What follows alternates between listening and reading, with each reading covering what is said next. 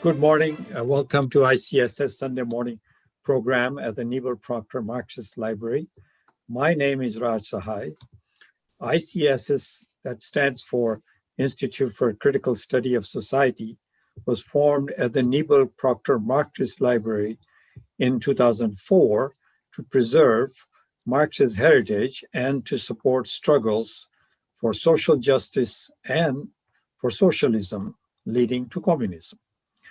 The opinions expressed in our forum are only of its authors, but we are all united in our respect for the work of Karl Marx, who in his 11th thesis on Feuerbach said the philosophers have interpreted the world in different ways. The point, however, is to change it. So our speaker today is researcher, historian, and author, Professor Grover Furr of Montclair State University in New Jersey. His talk today is based on his research that produced his new book titled Trotsky and the Military Conspiracy, on which he will present his findings. He will also explain what in historical research is evidence and how to analyze it.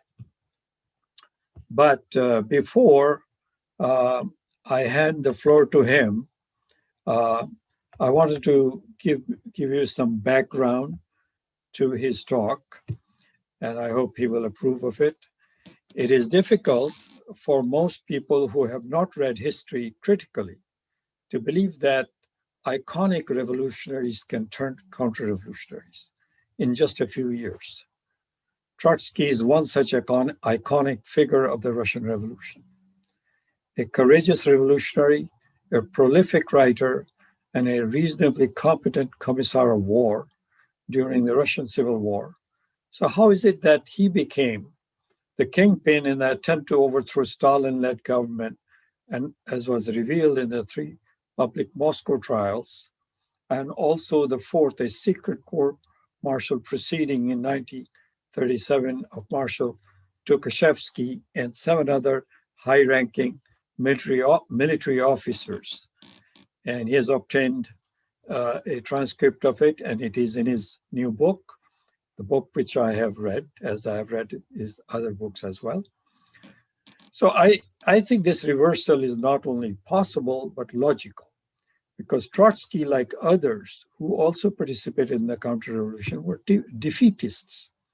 That is, they lacked faith in the destiny of the revolution, Russian Revolution, to be able to build socialism there. Trotsky's book, The Permanent Revolution, confirms it. I've read it, and actually I read it just before today. Lenin, as many of you know, in 1915 had ridiculed Trotsky's thesis, Permanent Revolution thesis, which was known differently then, which later was titled Permanent Revolution. And that's believed by Trotsky's followers. After Lenin's death in 1924, Trotsky published his collected works the same year and tried to put his own thesis as the continuation of Leninism. An intense public debate followed for more than a year, in which Stalin strongly fended off this attempt and defended Leninism. In an article in Pravda in January 30th, 1925, Stalin wrote that there were 4 allies of the workers of the USSR at that time, 1925. Number 1, international proletariat. Number 2, oppressed peoples of the colonies. Number 3, and these are not people, but contradictions in the capitalist camp. And number 4, Russian peasantry.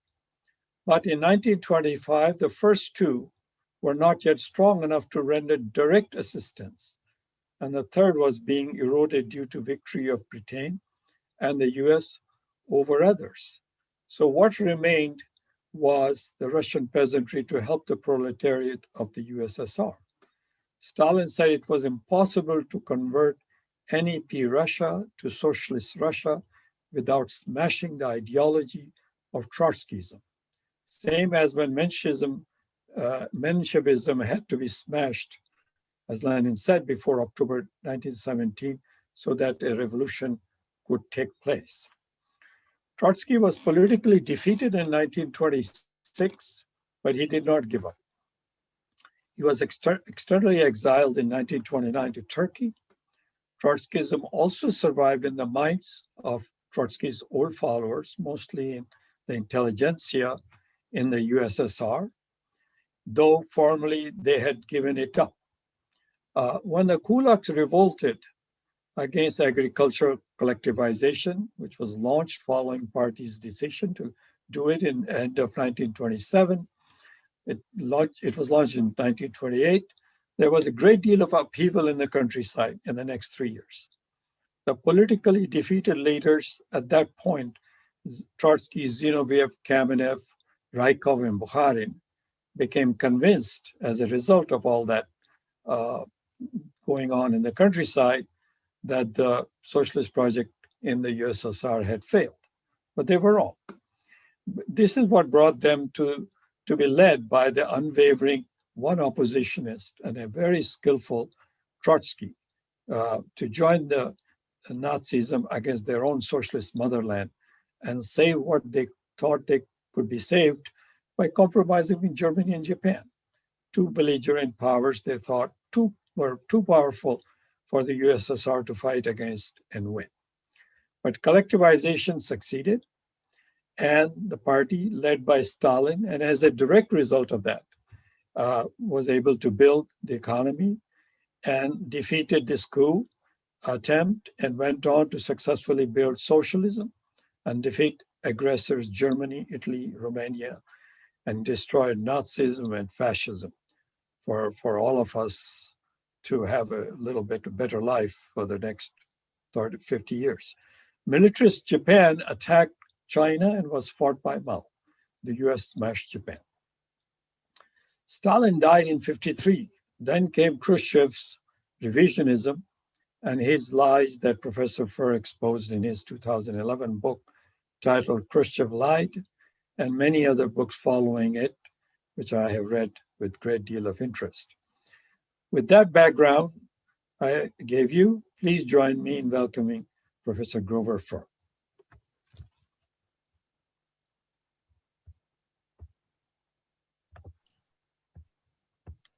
Grover, please. Yeah, okay, I'm just unmuting myself here. I'm getting some contradictory messages. Okay, I think that's done. You can hear me?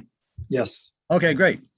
I have written out this talk so that it won't ramble and go too much over time. It should last about 37 minutes, and of course, we'll have a question and answer after that. I'm going to read it so that we can get through it with dispatch. I will speak to you today about my latest book, Trotsky and the Military Conspiracy, Soviet and Non-Soviet Evidence, with the complete transcript of the Tukhachevsky affair trial. I'm holding this book up here in front of my face so you can see what it looks like. All right. The main document is, of course, the transcript. You should read that first, preferably more than once. It is in the appendix. In chapters 1, 3, and 4, I examine Khrushchev-era falsifications of the trial, Soviet and Russian falsifications, and Western books that lie about the Tukhachevsky trial, the Tukhachevsky affair as well. Then I present 6 chapters of Soviet evidence and 3 chapters of non-Soviet evidence that corroborate the Tukhachevsky conspiracy. 2 final chapters concern the military men who were judges at the trial and who themselves were members of the conspiracy, but whose role was not discovered until later. The last chapter is a study of Leon Trotsky's role in the conspiracy as described by the defendants. Of course, in this brief talk, I cannot summarize all this evidence, and I'm not going to try. I urge you all to study the evidence carefully. If you are interested in the truth about the military conspiracy, about Leon Trotsky's collaboration with the Nazis and Japanese, and in the dishonesty of virtually all historical accounts from Khrushchev's day on concerning Stalin and the Stalin-era Soviet Union. In the second part of my talk, I will discuss the incompetence and dishonesty of mainstream Soviet historians.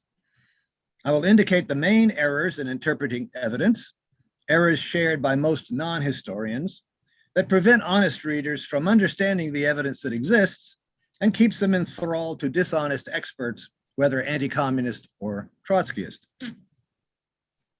So, evidence that the defendant's testimony was genuine. An important episode in the trial occurs when Tukhachevsky addresses the judge, Vasily Ulrich, with a request to give additional details to his confession about sabotage. Ulrich agreed, but shortly thereafter interrupted Tukhachevsky with a leading question. Tukhachevsky followed with a lengthy summary of prior testimony. Ulrich lost patience with these theoretical remarks. Tukhachevsky continued in the same manner. Ulrich interrupted him again, saying, "Stick closer to the subject." However, Tukhachevsky continued to ramble on. At last, Ulrich lost patience. "You are not giving a lecture or a report. You're making a confession." This and many similar passages in the transcript constitute strong evidence that the trial was not staged. The contradictions of the testimony of the trial defendants prove that they did not tailor their testimony according to a prepared scenario. It's clear that the prosecution did not falsify the record of the trial, the transcript, in order to eliminate inconsistencies. As the trial transcript shows, the disagreements are never really cleared up. Moreover, for whom could it have been staged? The trial took place behind closed doors. The transcript was in secret storage from 1937 until 2018. That is 81 years. Disagreements among the defendants about who became a participant in the conspiracy and when they did are clear evidence of the absence of any scenario prepared by the investigators and or by preliminary collusion between the defendants. The judges listened to the parties in order to clarify and correct discrepancies in the testimony. Moreover, it was not important for the ultimate outcome of the trial. Instead, Judge Ulrich's purpose was to find out more about the conspiracy.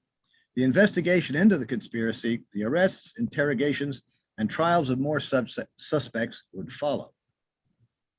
Not all of the military men named by these defendants would be sentenced, either to death or to imprisonment. Some would only be cashiered from the service, while others were cleared of all wrongdoing. This is further evidence that the investigation, far from being a frame-up of innocent men, was a serious attempt to uncover a dangerous plot and to save the Red Army, and by doing so, save the Soviet Union. The testimony of the Tukhachevsky affair defendants is consistent with a great deal of other evidence which we now possess that Leon Trotsky did indeed conspire with Hitler's Germany and with fascist Japan to encompass his return to power in the Soviet Union through assassination, sabotage, a coup d'etat against the Stalin leadership, and or the organized defeat of the Red Army in a war against invading fascist powers, coupled with an armed insurrection, evidently in Leningrad. We devote a whole chapter to the defendant's statements about Trotsky's leading role in this conspiracy.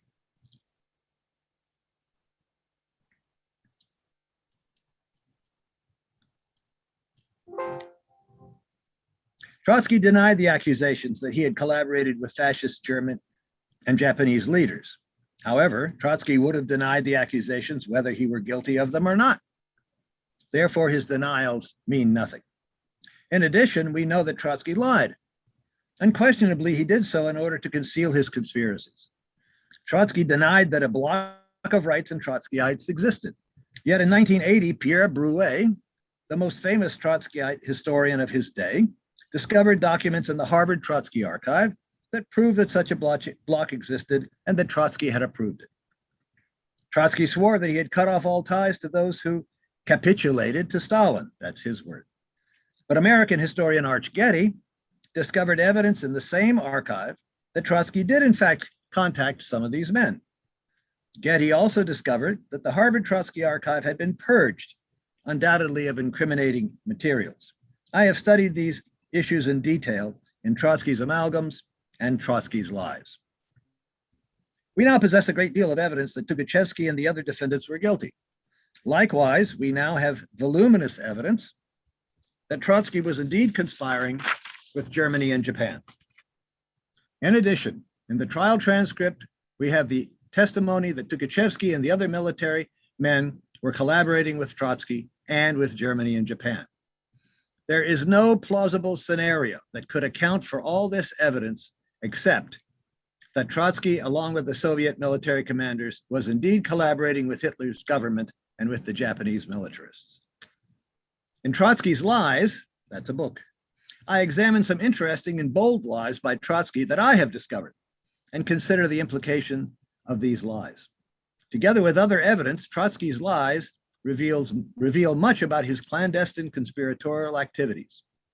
Moreover, what they reveal is consistent both with the Moscow trials testimony whose validity we can now accept, having tested and proven it in part 1 of Trotsky's amalgams and in the Moscow trials as evidence, and with other primary source evidence.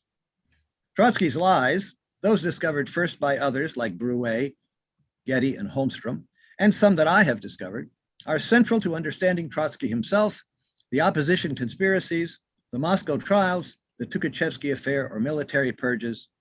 In short, all the high politics of the Soviet Union during the 1930s. My book, Trotsky's Lies, can be read as a commentary on some very interesting falsehoods that Trotsky chose to propagate, and which he was successful at getting others to believe. Indeed, they are still widely believed today. My research concerning Leon Trotsky has produced significant results. In the Moscow trials as evidence, I determined that the defendants in the Moscow trials were not innocent persons compelled to falsely testify by the investigation, that is the NKVD, or by the prosecution. They said what they intended to say. I have determined this by verifying with independent primary source evidence a number of the statements made in testimony by Moscow trials defendants.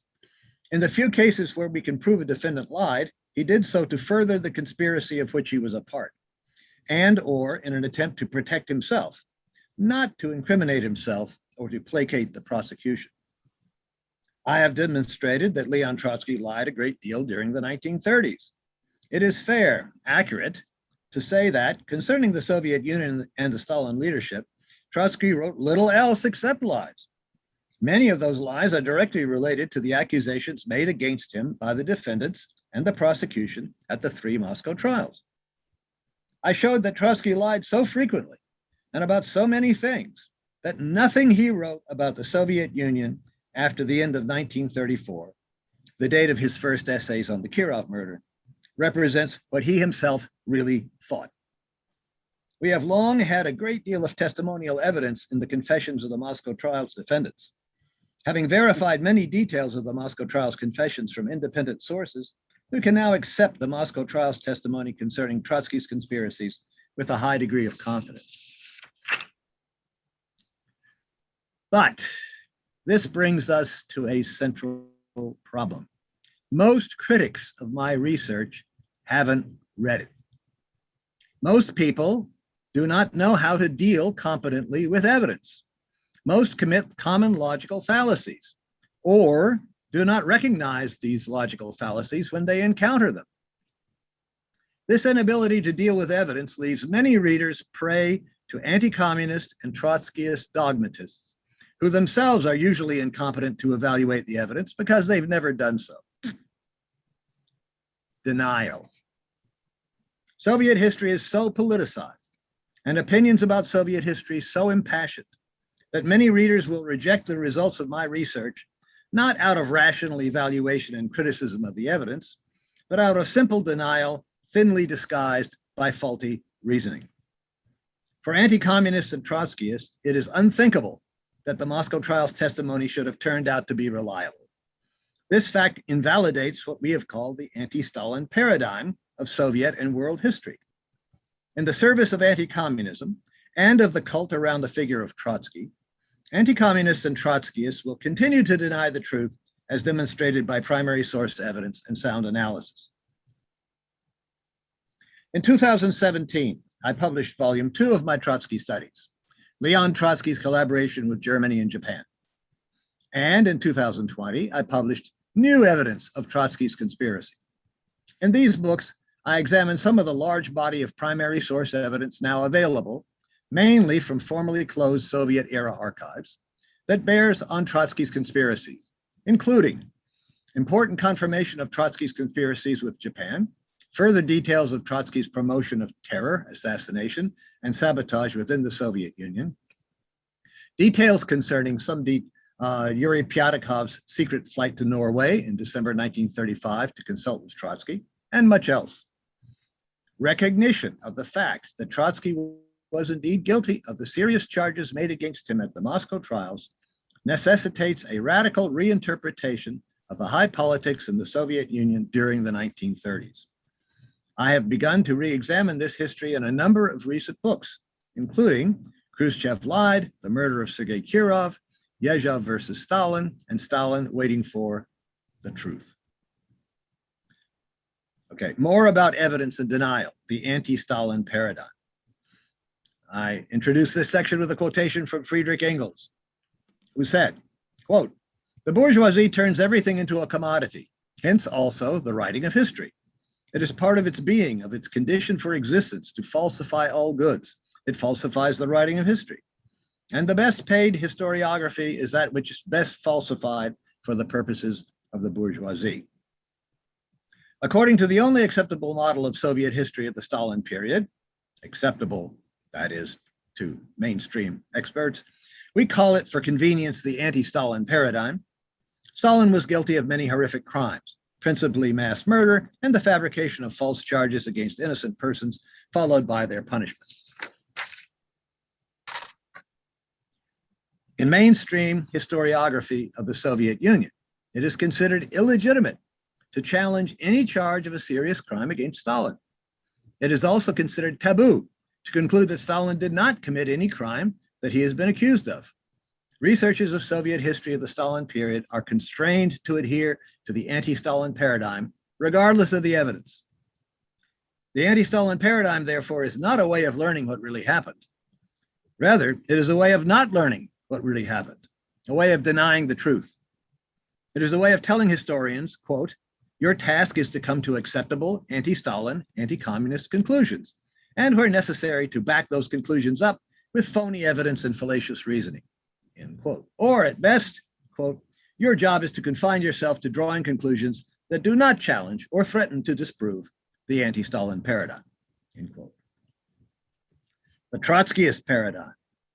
A similar paradigm controls Trotskyist writings, which must conclude that, quote, "Trotsky was right and Stalin was wrong, regardless of the evidence."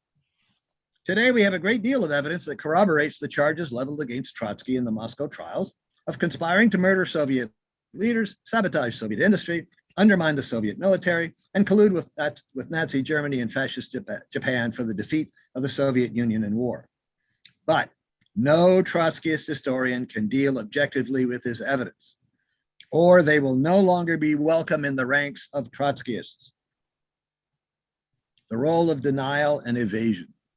It would be excellent if some mainstream historians of Soviet history would subject the evidence in this book and in my other books and articles to scholarly critique. I would expect to learn that I had made some errors. After all, some degree of error is inevitable in all human endeavor. I would also hope to learn that I had overlooked some evidence and or counter evidence. That would be beneficial to me in my research. It would also contribute to the project of learning the truth about Soviet history of the Stalin period and about what Leon Trotsky was really up to, as opposed to what his acolytes claim he was doing. I do not expect this to happen. Willful ignorance and personal attacks on me for daring to contradict the prevailing wisdom, that is falsehood, about Stalin and the Soviet history of this period have been the only response to my research. I expect that mainstream historiography will continue to deny and evade the truth. My goal is to discover the truth. I do not defend or apologize for Stalin. If Stalin committed crimes, I want to know what they were. The only way to know this is to do honest research. However, persons who perpetuate falsehood in the service of a political agenda assume that everyone does as they are doing, that everyone, like they themselves, is bending, ignoring, or inventing evidence in the service of their own biases. Dishonest persons justify their own dishonesty by assuming that everyone else is also dishonest. That's why I'm called a defender of or apologist for Stalin. Techniques of evasion and denial, logical fallacies. the ad hominem argument. Alan Wald, a prominent American Trotskyist, has called me a conspiracy theorist. Readers should recognize this as a logical fallacy, the argumentum ad hominem, an attack on the person making an argument rather than on the matter at hand. Wald did not explain what he meant by this remark. This is name-calling, another logical fallacy. In itself, it is without substance and requires no refutation, but it is nonetheless telling in the present context. Wikipedia has a useful definition of conspiracy theory.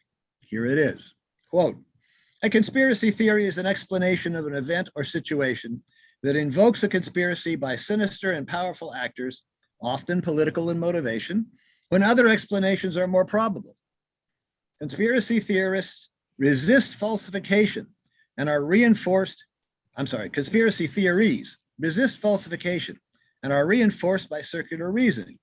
Both evidence against the conspiracy and an absence of evidence for it are reinterpreted as evidence of its truth, and the conspiracy becomes a matter of faith rather than proof," end quote. According to this definition, Trotsky himself was a conspiracy theorist. Trotsky claimed that Stalin was plotting to wipe out personal enemies and any potential threat to his own power. There was not then, nor is there now, any evidence at all to support this notion of Trotsky's. We now know that the Soviet investigators did not base their conclusions on prejudice or insufficient evidence. They had a great deal of evidence. More and more such evidence continues to be made public. The appeal to authority, another logical fallacy. Okay, the late Stephen Cohen, a senior scholar of the Stalin period and defender of the anti-Stalin paradigm, has called me, quote, "a Stalin terror denier or apologist," end quote. Quote, "a pseudo-scholar who disregards or falsifies overwhelming evidence, plain facts to put the matter plainly," end quote, and quote, "who has no standing among serious scholars here or in Russia," end quote. But Cohen was blowing smoke. Neither he nor any of the, quote, "serious scholars of Soviet history of the Stalin period," end quote, have any evidence, much less plain facts, that Stalin planned the terror. On the contrary, all the evidence supports the opposite conclusion. Cohen simply asserts that there is evidence that I am disregarding or falsifying, but he cites no examples. No wonder. He can't do so because no such evidence exists. When Cohen refers to standing among serious scholars, he is committing the logical fallacy of appeal to authority. The fact that so-called authorities disagree with me is not evidence that I am wrong, any more than the fact that I disagree with them is evidence that they are wrong. In 1973, Cohen published Bukharin and the Bolshevik Revolution. In the 10th chapter, the chapter that takes Bukharin's life from 1930 to his trial and execution in 1938, Cohen relies heavily on Khrushchev-era materials about Stalin. In 2010, my colleague Vladimir Bobrov and I published an article in which we demonstrate that every single anti-Stalin statement Cohen puts in that 10th chapter is provably, demonstrably false. We also prove that Cohen deliberately lied, Cohen quotes the memoir of Jules Humbert-Droz, a former communist and friend of Bukharin's. Humbert-Droz reveals that Bukharin told him in 1927 or 28 that he and his followers were already conspiring to murder Stalin. This was before collectivization, before the first 5-year plan, before the famine of 1932-33, possibly even before Trotsky had been expelled from the party. And as far as we know today, before Trotsky himself was plotting to kill Stalin. But Cohen withheld this information. He did not tell his readers that Humbert-Droz, whose memoir he cites in his Bukharin book, stated this. To do so would have undermined Cohen's desire to portray Bukharin as an innocent victim of Stalin. Those who uphold the anti-Stalin and Trotskyist paradigms do so in defiance of all the evidence we now have. What are they afraid of? We should be clear. They fear the overthrow of the anti-Stalin paradigm and the complete dismantling of the Trotsky paradigm, the Trotskyist cult that is structured around Leon Trotsky's lies and deceptions. The fallacy of personal incredulity. The problems of logical fallacies and preconceived bias persist even among Marxists. Here is an example of fallacious thinking by the editors of Science and Society, a scholarly Marxist journal of worldwide reputation for 80 years. The Science and Society editors stated, "We need to be clear. The great majority of the Science and Society editorial board and manuscript collective do not accept Furr's position. This is an example of the fallacy of personal incredulity. On what basis do the editors say this? Not from studying the evidence, let alone studying it in a strictly objective manner. They just do not accept, that is, do not believe it. In reality, the Science and Society editors have no basis either to agree or to disagree with me. The great majority of the board is basing their non-acceptance of my position, by which they mean, of course, the results of my research, on bias and preconceived notions, no doubt bolstered by the authority of some person or persons unnamed." This stance is not compatible with a materialist scientific approach to history. Materialists decide questions of truth or falsehood on the basis of primary source evidence and solid objective reasoning. Once again, this demonstrates the power of the Anti-Stalin Paradigm. Yet, Science and Society is one of the foremost Marxist journals in the world today. How sad. Objectivity, the sine qua non of discovering the truth. How can we learn the truth? How can we avoid being blinded by our own biases and preconceived ideas? It is a basic tenet of materialism that one's conclusions about reality, including historical reality, must be firmly based on evidence. This is the only way to discover the truth in history.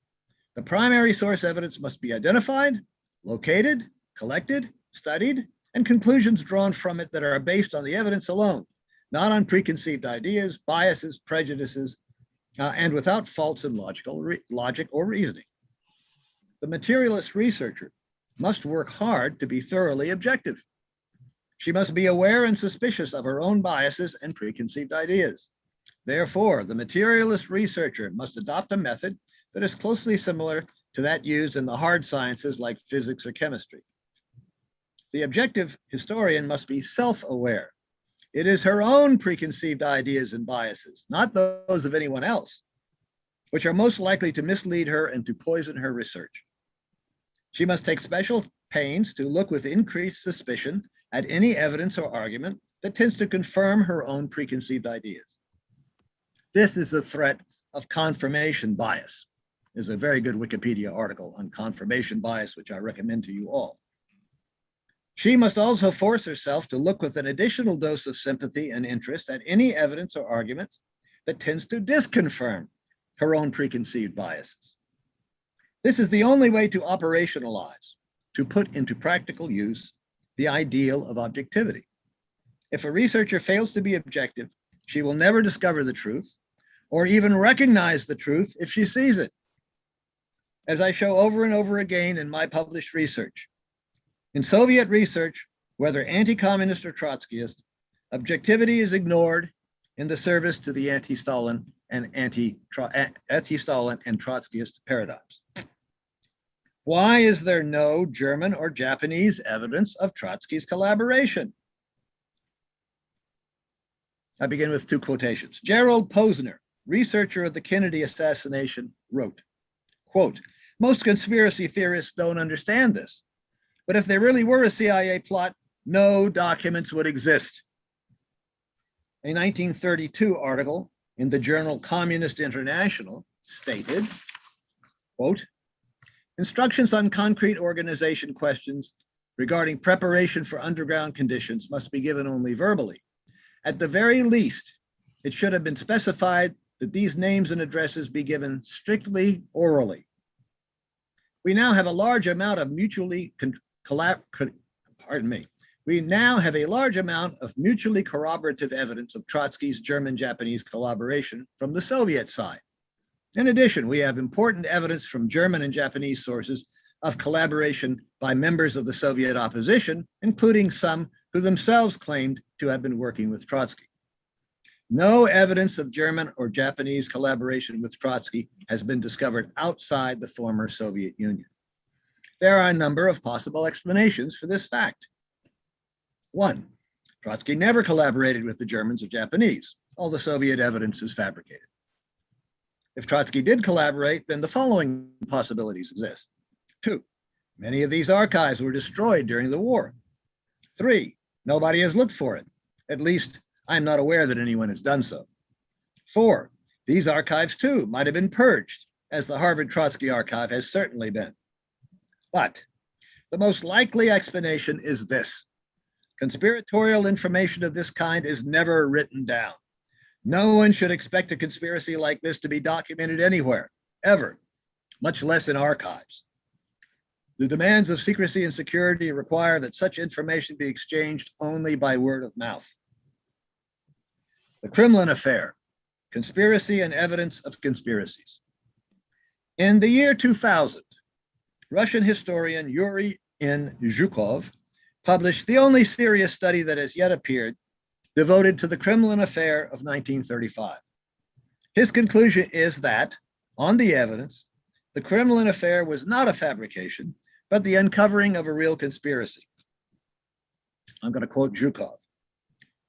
At the present time, of all the possible hypotheses that can be formulated to explain both the Kremlin affair and the Yanukidze case, the only one that can account for all the known facts without exception is that which assumes that the conspiracy against Stalin and his group really existed. Zhukov cites powerful evidence in support of his hypothesis. He has some important things to say about evidence generally that is relevant to our purposes today. Quote, we must decide the question as to whether evidence is to be expected in general in such cases. Could such evidence be found in the investigation of the Kremlin affair? Hardly, because any normal conspirator who is preparing a coup d'etat would do everything possible to be certain that no evidence of this kind existed. We could not expect to find evidence of any other kind than confessions that definitively reflected the criminal plots that have been uncovered. Unless the conspirators suffered from dementia, they would never commit their plans to paper. Everything, absolutely everything, would be only in their heads. We can be certain of the existence of one such conspiracy in Soviet history, that among members of the Presidium to get rid of Lavrentiy Beria, because it succeeded on June 26, 1953. Yet, no prior written record of that conspiracy has ever come to light, and no single reliable account of it exists even now. Therefore, all those who claim that Trotsky or Tukhachevsky et al. Must be innocent because there is no record of these conspiracies in German or Japanese archives are either ignorant, blinded by bias, or dishonest. Rehabilitations. It is often assumed that if a person convicted of a crime during the Stalin period has been rehabilitated, his or her innocence can be assumed to be established. But this is false. In Khrushchev Lied, I studied all the rehabilitation reports available in the year 2000, when a major collection of documents was published. None of them provide any evidence of any convicted person's innocence. They are simply declared to be innocent. In succeeding years, I have studied other rehabilitation reports. For example, in the case of the 1988 report on the defendants of the Third Moscow trial of March 1938, the Bukharin-Rykov trial, we showed that the rehabilitation report lied about an important document that was published only in 2006. This 1988 report remains unpublished in Russia. To demonstrate that the Soviet prosecutor and the Supreme Court were deliberately lying would cast doubt upon all the thousands of rehabilitations issued during the Gorbachev years. The so-called revelations of these years played and continue to play a huge ideological and legal role in the attacks on Stalin and on the Soviet government and party during the Stalin years, and have been used dishonestly by 3 generations of scholars of Soviet history since that time. There is a great deal at stake in perpetuating the falsehood that the Khrushchev era and Gorbachev era rehabilitations were honest and prove that the rehabilitated persons were innocent. Primary sources. Only primary source evidence is acceptable evidence. Secondary sources, Normally, these are studies by scholars who they themselves use primary sources, are not evidence, though they can be very useful for other purposes. For example, in identifying primary source evidence and providing interpretations of primary source evidence that can help in one's own interpretation or reinterpretation of them. No primary source evidence is proof positive or a smoking gun. All primary sources are created by human beings. Human beings have biases, prejudices, and memories that change over time. All primary source evidence must be carefully examined in the context of other primary source evidence. This essential practice is called source criticism. Soviet primary sources. Cold War anti-communists and Trotskyists sometimes claim that evidence originating from Soviet police, investigation, prosecution, or judicial sources should not be used because it may be false, obtained by threats to the arrestee, to his family or friends, or by promises, perhaps false ones, of lenient treatment. However, all academic and Trotskyist researchers into Soviet history of this period use Stalin-era sources all the time. It is in principle invalid to use Stalin-era Soviet sources when they appear to prove what the researcher wants to find, but to reject them when they tend to dismantle the anti-Stalin paradigm by providing evidence that Stalin did not commit some crime of which he has been accused. Trotskyists often recommend the many volumes on Soviet history of the Stalin period by the late Vadim Rogovin, a committed Trotskyist historian who made no attempt to be objective. But Rogovin used Soviet documents from the Stalin period almost exclusively. Confessions.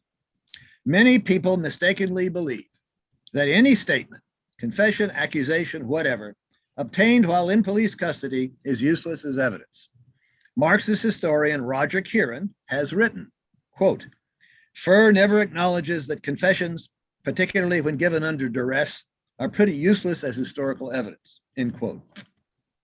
In 2019, French Marxist economist Frédéric Boccarat said to me, personally, I do not believe evidence, I do not believe evidence obtained from persons in police custody, end quote. These statements by Kieran and Boccarat show that even Marxist scholars have no clue how to use confessional evidence. Likewise, British historian Geoffrey Roberts has written that, quote, one should be skeptical of Yezhov's confessions. Why is this an ignorant statement? Because it implies that other evidence should not be approached with skepticism, and that is false. All evidence should be approached with appropriate skepticism, and I do so in all my research. Many people are confused by, or even agree with, statements like these. It's important to examine such statements in order to point out how and why they are incorrect. Anyone at any time can either be telling the truth, be attempting to tell the truth, or be lying. This is the case whether or not a person is under arrest. No evidence, whether confessions or any other kind of evidence, should ever be, quote, believed. I don't believe it is not a category of scholarly analysis. Let me say that again. I don't believe it is not a category of scholarly analysis. Rather, it is an admission that one does not have any idea how to evaluate historical evidence. It is essential to discard the false notion that persons under arrest are, quote, more likely to be lying than persons not under arrest. All statements made under any circumstances by all persons must be critically studied and compared with other statements. The fact that a person claims to be telling the truth at one time, and then at some later date claims that their first statement was false and they are telling the truth now, is not evidence that either statement is true or false. It is an elementary error to accept the last statement a person made as true and all his previous statements as false, or vice versa. Statements confirmed by documents in the Harvard Trotsky Archive. 1. Konstantinov. According to a report to the Politburo dated January 20th, 1933 by Ginrich Jagoda, assistant chairman of the OGPU, which was later to become the NKVD, all right? A.A. Konstantinov, a member of I.N. Smirnov's underground Trotskyist group, opposed forming a bloc with the Rights because he and others felt that the rights could not be trusted. Yagoda, quote, on December 2nd of this year, Konstantinov stated that the question of a bloc with the rights did stand before us, but we, of course, were decisively against a bloc with the rights, end quote. Thanks to a letter from Sedov to Trotsky that Pierre Brouet discovered in 1980 in the Harvard Trotsky archive, we know that Trotsky approved such a group at exactly this time. The OGPU would have had no reason to invent a lack of willingness by Trotskyists to bloc with the rights. This confession, therefore, reflected what Konstantinov wanted to say. It was not forced on him nor fabricated. 2, remove Stalin, the slogan, remove Stalin. Towards the end of 1932, Sedov and Trotsky discussed the slogan, remove Stalin. Brouet discusses this in his 1980 article in the subsection entitled Trotsky et le mot d'ordre chasser Staline. Brouet identified the relevant documents in the Trotsky archive. Brouet's convenient summary notes that Trotsky rejected this demand at that time.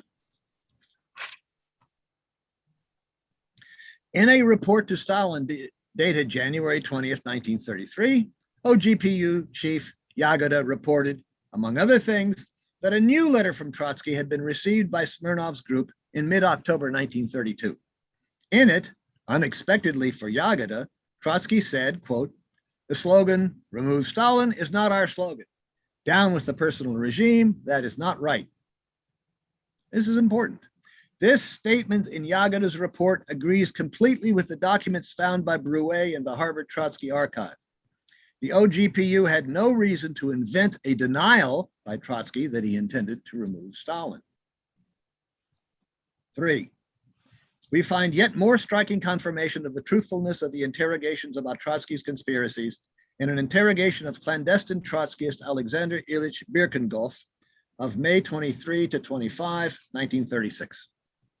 Birkengoff testified that he had been in direct touch with Yuri Gavin, who had himself met with Trotsky personally. Birkengoff testified that in December 1932, Gavin communicated the following to him. Gavin informed me that he had established contact with Ivan Smirnov, leader of the Trotskyist organization in the Soviet Union, that the situation in the organization was tense since Smirnov had reason to think that arrests were imminent, and Gavin specifically told me that Smirnov himself expected to be arrested. This corresponds exactly to what Sedov reported about Smirnov and his group to Trotsky in his block letter, which Brouet discovered in the Harvard Trotsky archive. Sedov referred to Gavin with a pseudonym. Brouet also discovered that Trotsky had lied when he denied any contact with Gavin. The NKVD interrogator tried to get Birkengoff to admit that by removal, Birkengoff meant terror, that is, assassination. But Birkengoff refused to admit this. He repeated his refusal in the interrogation transcript. This is good evidence that Birkengoff was not forced to confess, nor did the NKVD forge or fabricate a false interrogation. Conclusion. My research is not a political line, but a search for the truth.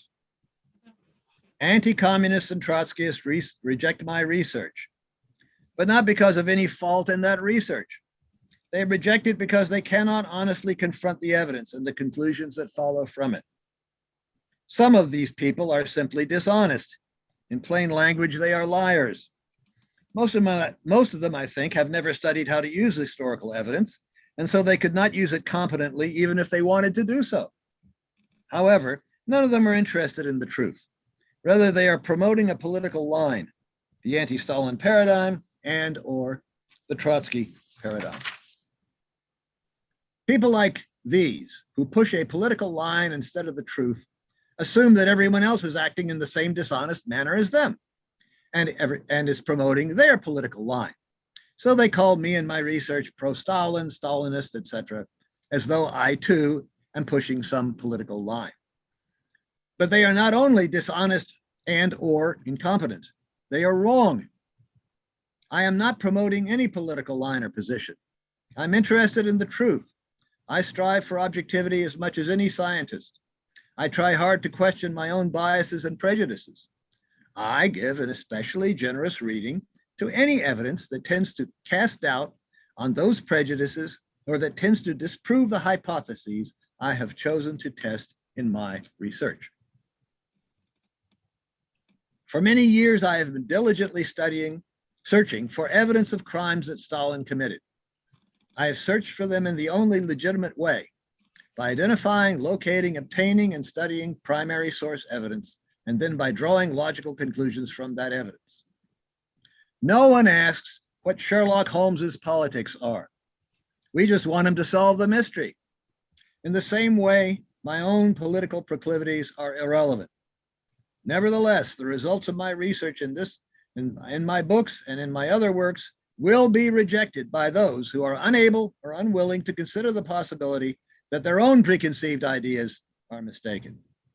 To all other readers and listeners, the vast majority, I submit my research and the conclusions based upon it. I welcome your comments and especially your criticisms. Thank you. The end. Thank you, Grover. Thank you, Professor Furr. So what we will do now is we're going to have a little break in which Jean and Richard will have, and maybe somebody else in addition will have some announcements to make. And then we'll return to question and comments period. Jean, please take it away. Okay.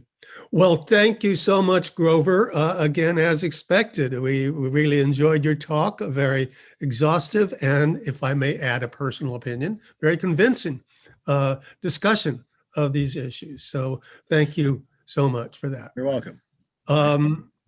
Now, next week, we're going to continue with our very interesting sessions. Let me change my glasses here so I can read them. Okay. Yeah.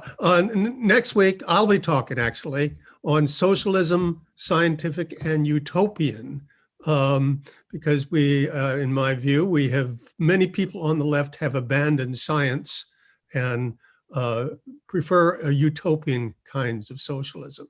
So I'll be talking about that next week, followed by Mehmet, who will be talking about the theory of social revolution. And Mehmet, do you want to say anything about that? Or you don't need to give all 26 points, but... No, I thought this was my chance.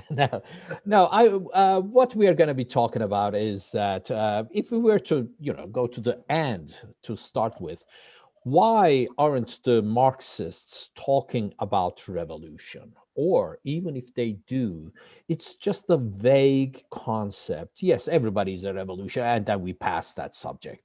But is it really so? What do we mean by revolution? Does revolution occur in nature? Does it occur in human societies? And if they do, what does it mean for the bourgeoisie, for the working class, for the peasantry, and so on and so forth? And we're going to be looking at the organizations, the tools, and the leaders of how this thing happens. So it's all about the revolutionary theory. We're still discussing whether we should have it in one session or in several sessions. So, but at least we're gonna go at it for once, and let's start it and let's see where it goes. Thank you. Okay, so in short, everything you wanted to know about socialism, but were afraid to ask, will be answered within the next few weeks. But to do that, of course, these things don't come cheap. And to talk about that, I think Richard might have put some information into the chat. Yes. So Richard, you're going to say something? Yes, I did put some information in the chat. As I mentioned there, we still need funds for our own operating expenses and for the Marxist Library, Nebel Proctor Marxist Library, which is our physical home and to some extent our spiritual home. So I urge people to make a contribution there. I want to draw people's attention to the new option for making contributions, which is Patreon, which is useful for making recurring contributions. And I want to encourage people to make recurring contributions, which means automatic recurring. You know, you make it and you forget about it. And even ones for just $5 a month, $10 a month would be very, very useful.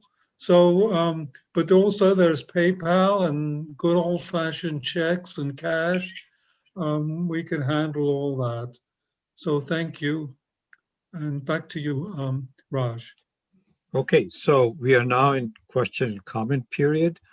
And if you want to have want to participate in it, just raise your hands electronically, which you can do using your Zoom software. And if you're on phone, Mehmet, how is the person on phone? And we have Richard Johnson only, and he knows how to do it. So we don't need to go there. So, okay, so who wants to go first on this? I think if I were to guess, I would give Elazar the first thing because he may probably not agree with everything Grover is saying. So Elazar, do you want to please unmute yourself and go at it? You have 2 minutes. Professor Furr will have no time limit to answer, but we'll go one round and then come back to Elazar again. So I promise you, Elazar, you'll have adequate time. Can you hear me now? Yes. Yep. All right. So I agree with Grover Furr that you should not ignore the Soviet archives.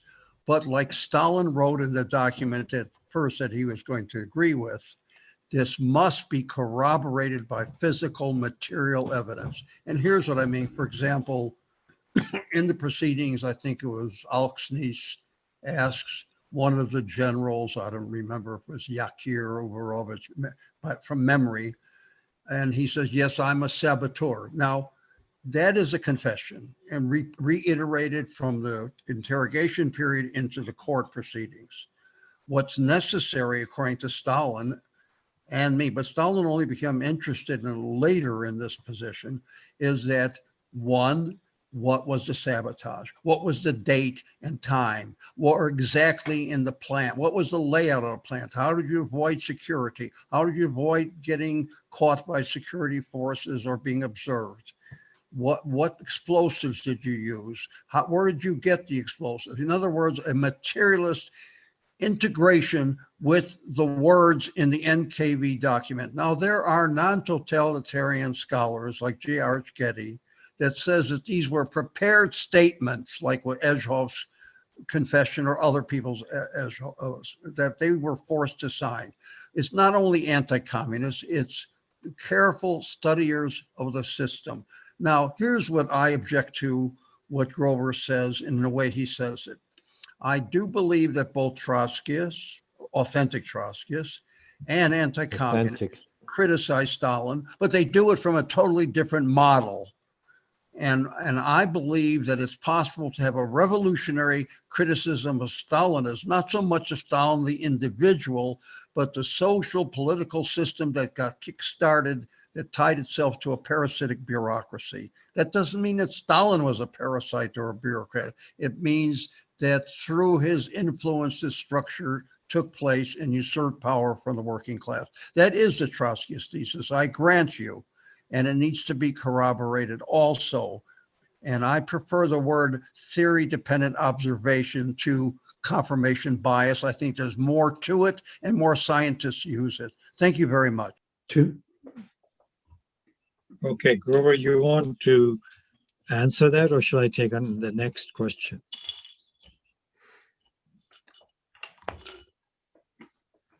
Why don't you take a couple of questions? I'll copy Okay. that. Why don't I take a few more? Okay, Richard Fallenbaum is the next person with questions. Well, it's more of a comment, and it's a little quite different from Elazar. So it's, the question raised by Grover is implicitly is why do these scholars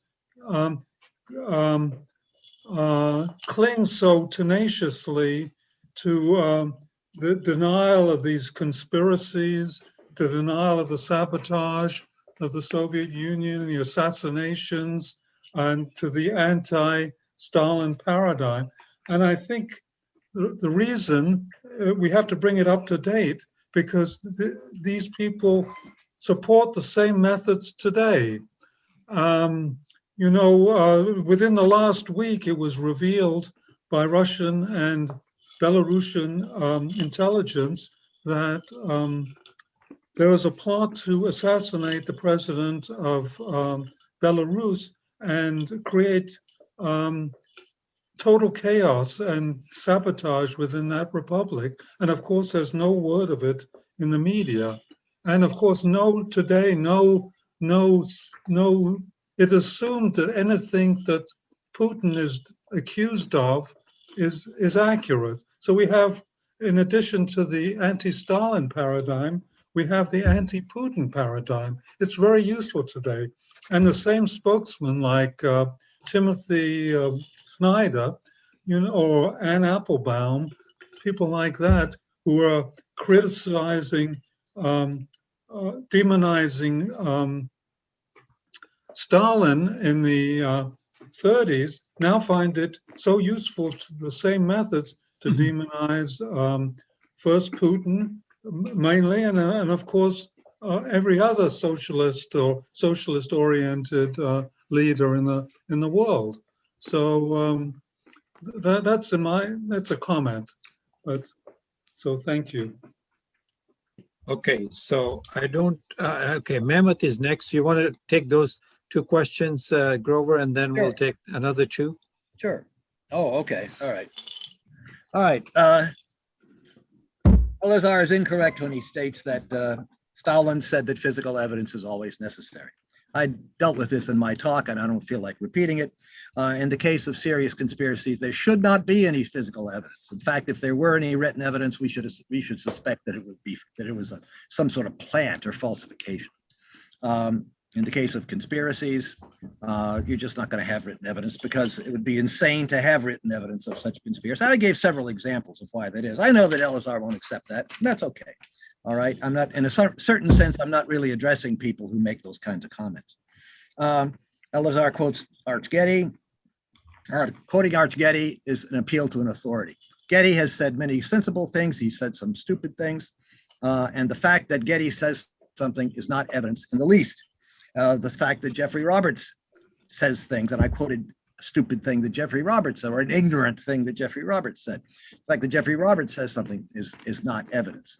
Yes, these are not, far right-wing militant anti-communist writers, but they participate in the anti-Stalin paradigm. That is to say, they want to remain within the limits of respectability, and they know what those limits are. You cannot say it is impermissible to take the position that Stalin did not commit some crime of which he has been accused, and therefore the evidence that he is innocent can't be cited and has to be distorted, and those are people who participate in that. Along with that, yes, the mainstream mass media in the United States continue to support the falsifications of the US government or NATO and allies. We should never forget that back to the Soviet Union, you should never forget that the enterprise, the academic study of the communist movement or Soviet history originated as an adjunct to American and Western anti-communist politics. It was never primarily devoted to discovering the truth. It was always primarily devoted to demonizing the socialist and communist enterprise.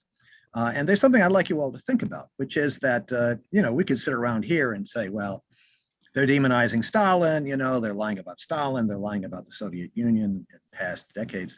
They're really demonizing and lying about all people who aim at socialist and communist revolution. I've been accused many times of being on the slippery slope towards mass murder because Stalin is alleged to have committed mass murder, and therefore anybody who advocates communism or or socialist revolution, put yourself on the slippery slope to mass murder. And should the socialist or communist movement in the United States ever reach a certain size, these anti-Stalin lies will be used to delegitimate and to repress and oppress people who advocate socialist and communist revolutions, which will mean not only Trotskyists too, because the ruling class, they don't care about the difference between Trotskyists and Stalinists, but social democrat, anyone, okay, including all of the people here in this audience probably. So lies about Stalin, which of course are propagated by the Trotskyist movement. The danger of the Trotskyist movement is primarily that it describes itself as being within the left and is naively portrayed as being in the left. That is, it has more credibility because the Trotskyists claim that they're the real Leninists and they're the real revolutionaries. They hate capitalism like crazy and so forth. That's what gives the Trotskyist movement its credibility. I'm not saying that the Trotskyists don't believe all this nonsense, but they do. But nevertheless, that's what makes them confusing, and that's also what makes them acceptable to mainstream Sovietologists. Pierre Brouet is a person I've mentioned in my talk. Pierre Brouet worked with a number of fire-breathing Cold War anti-communist historians, and they accepted him and wrote obituaries about him when he died. The Cold War anti-communist scholars understand very well that Trotskyism is very useful to them. Okay, and as for Richard's point, I think this kind of thing goes on with appropriate changes in targets and so forth. Goes on today, and we should be aware that we just can't believe anything that the capitalist ruling classes say. It's easy to say that. We should not believe anything that so-called experts on the Soviet Union, be they card-carrying anti-communists or just plain academics or Trotskyists, we should not believe what people say.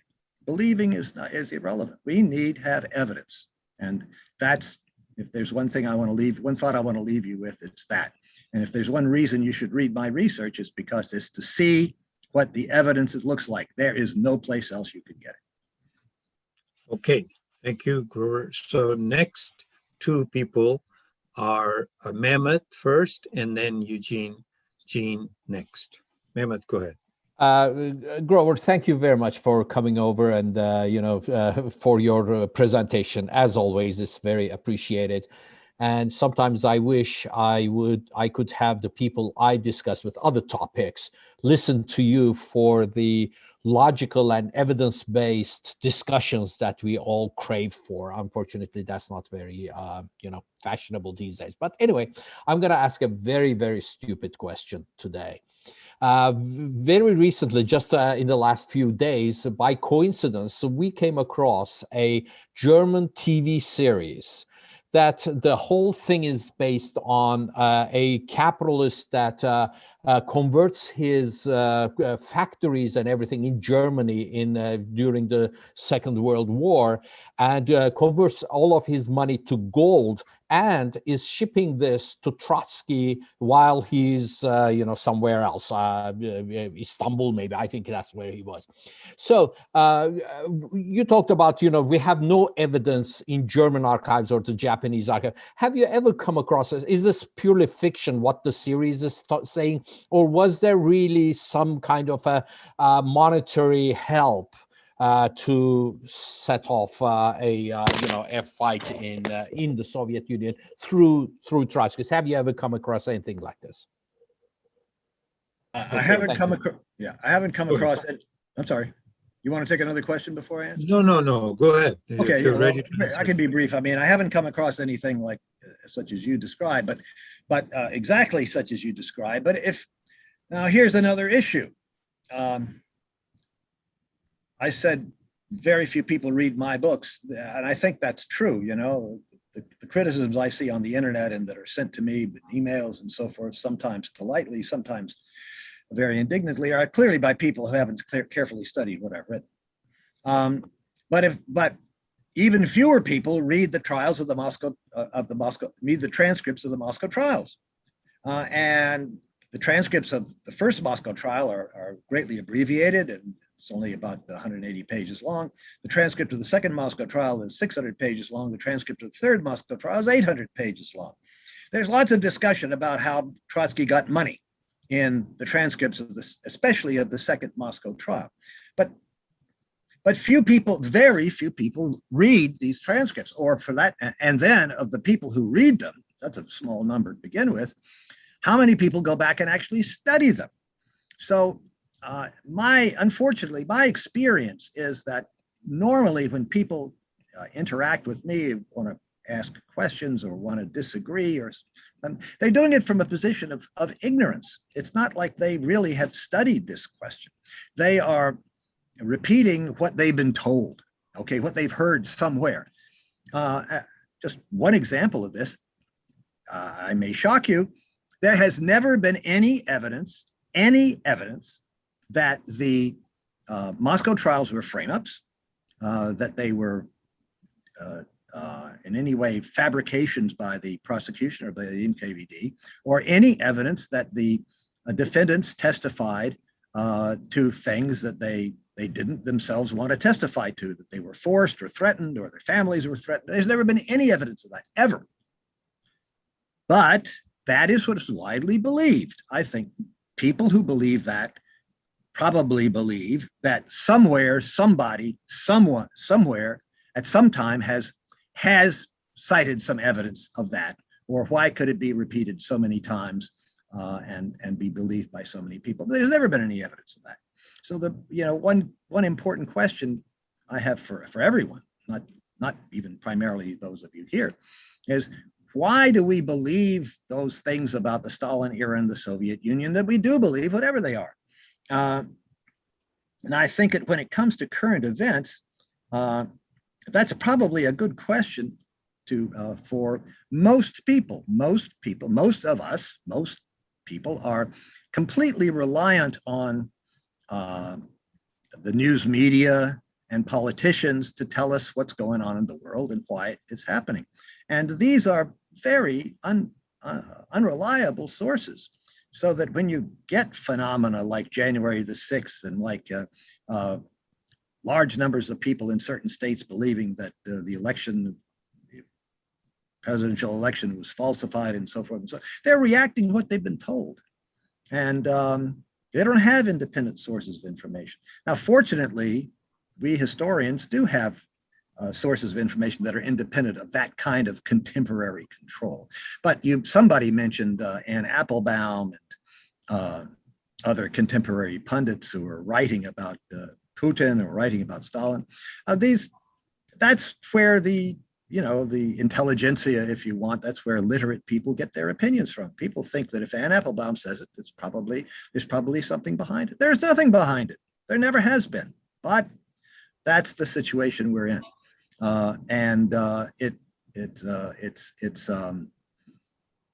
it makes things very difficult, and it makes things doubly difficult if you have people who describe themselves as being communists on the left, like the Trotskyists, who are basically a sounding board, an echo chamber for the worst anti-communist lies.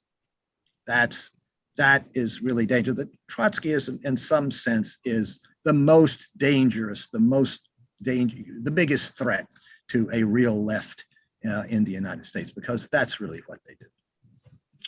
I just wanted to quickly, before I go to Gene, just wanted to, since the subject has been raised, Mehmet, I have read 3 Moscow trials, and the witnesses there, which were supporters of Trotsky and were as ambassadors and other functionaries in Germany, said that part of the arrangement came from Sidov's instructions is to 2 German firms, which were selling the equipment for industrialization to Soviet Union.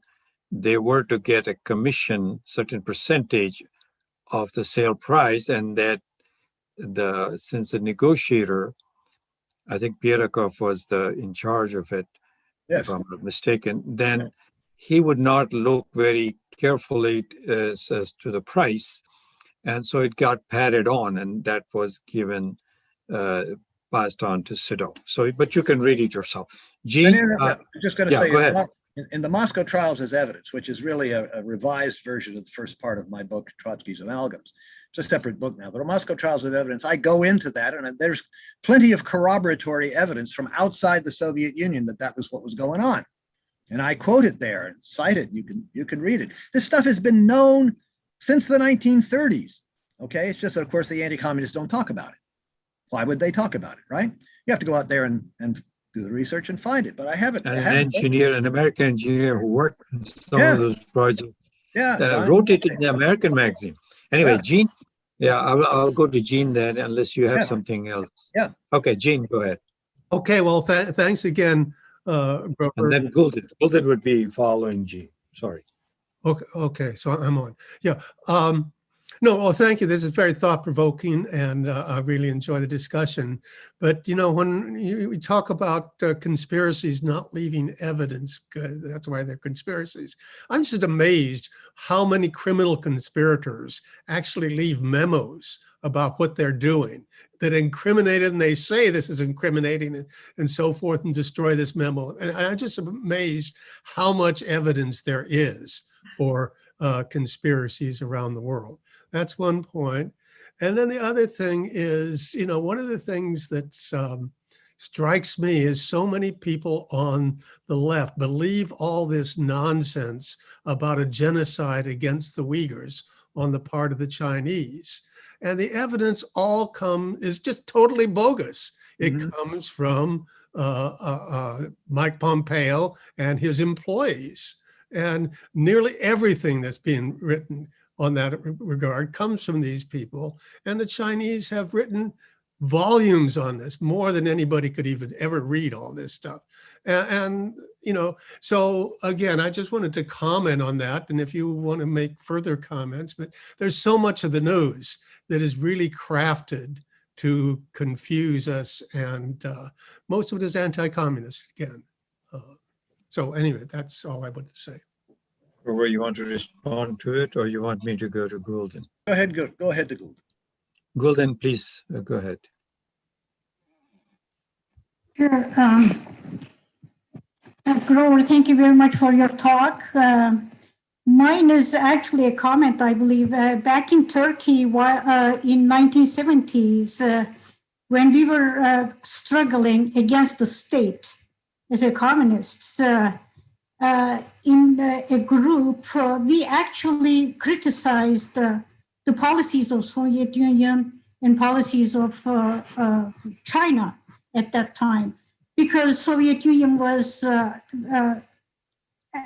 supporting the state that we were struggling against.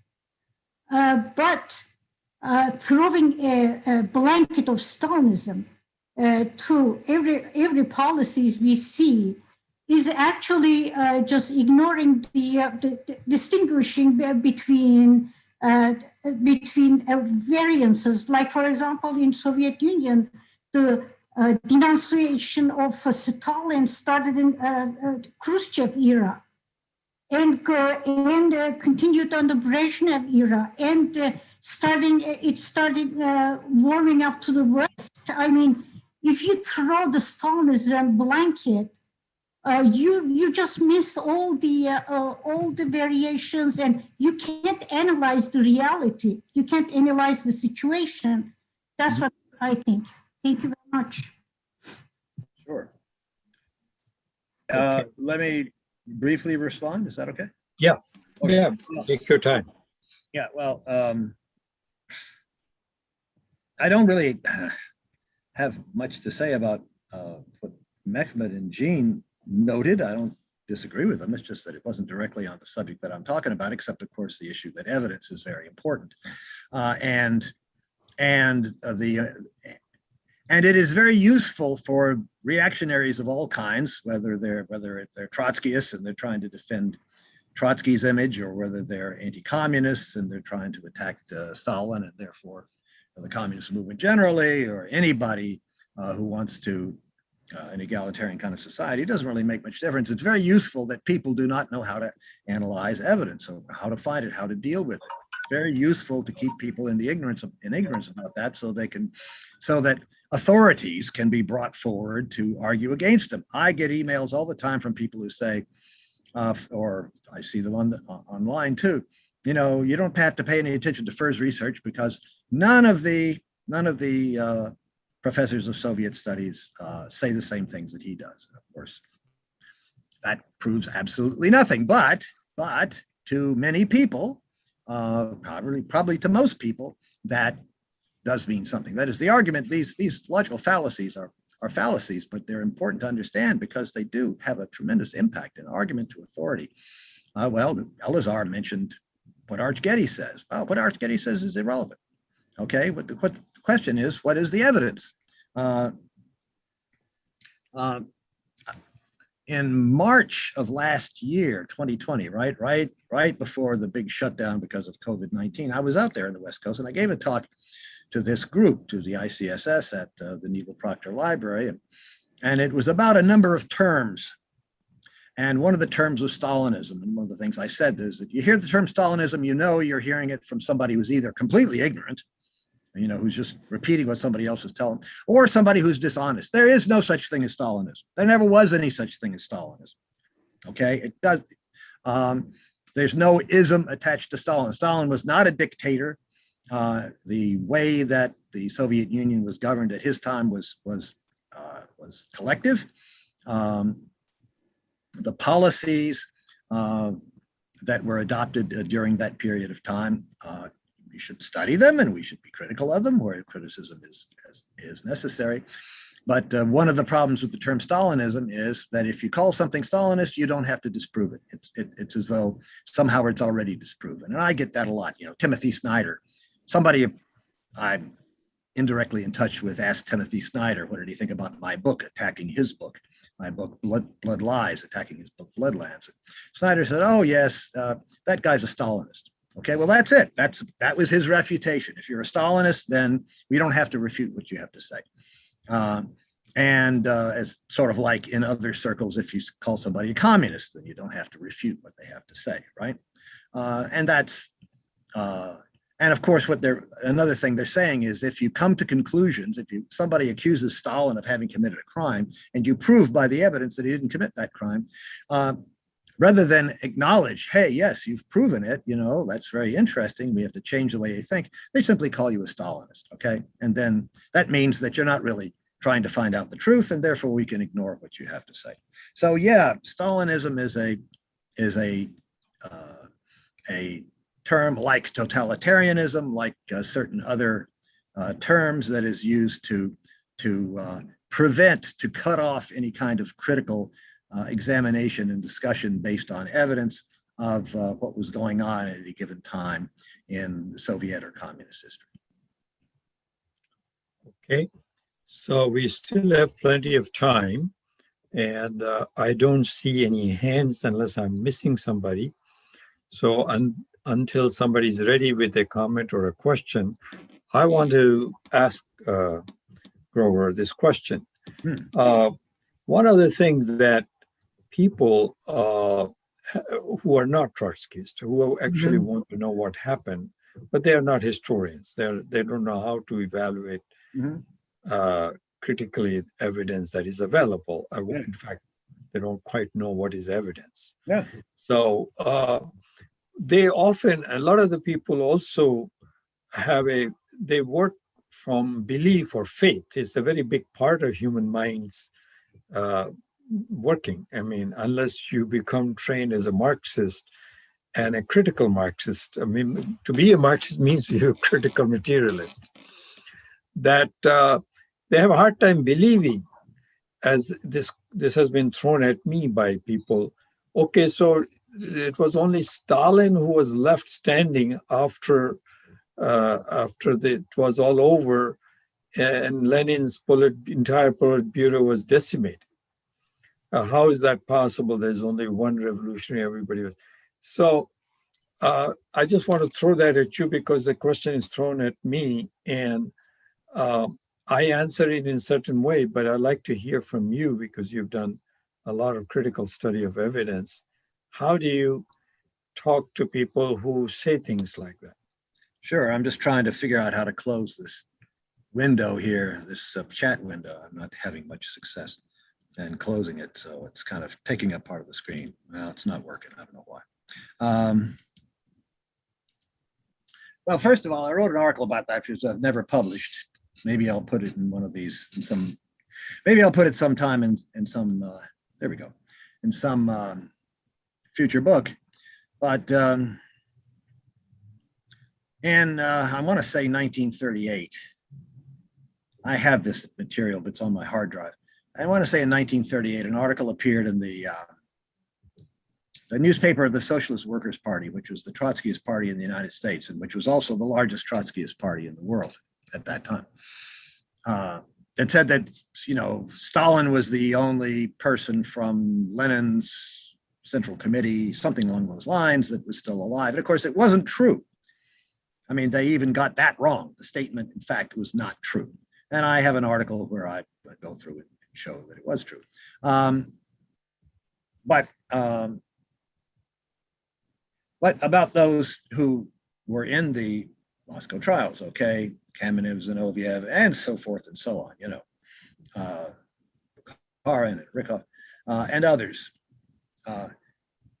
Trotsky was a very smart guy. Trotsky said, you know, how could it be that all these people who had fought with Lenin and, you know, on the Lenin side and been through the revolution, so forth and so on, suddenly decided to become anti-communists? But that was never, you know, Trotsky is implying that that was what they were accused of, but of course that's not what they were accused of. These people disagreed with the policies of the Soviet Communist Party as once Stalin and his supporters got the leadership during the debates of the 1920s. They disagreed with, for example, collectivization of agriculture, crash industrialization, those two policies particularly. And they had rational arguments for disagreeing with them, but they turned out to be incorrect. But it's not bad to have arguments, to take a position that turns out that proves to be wrong. Everybody's wrong sometimes. Not everything that Trotsky said was vicious or deceitful. He had some ideas. Some of them were right and some of them were wrong. There's nothing wrong with disagreeing with the line of the party. But the people who ended up in these conspiracies were not in the conspiracies because they were against socialism, because they hated the idea of socialism, the Bolshevik Revolution and Lenin and so forth. They thought that Stalin's policies, the policies that were associated with the Stalin and the Stalin leadership, were going to ruin the Soviet Union.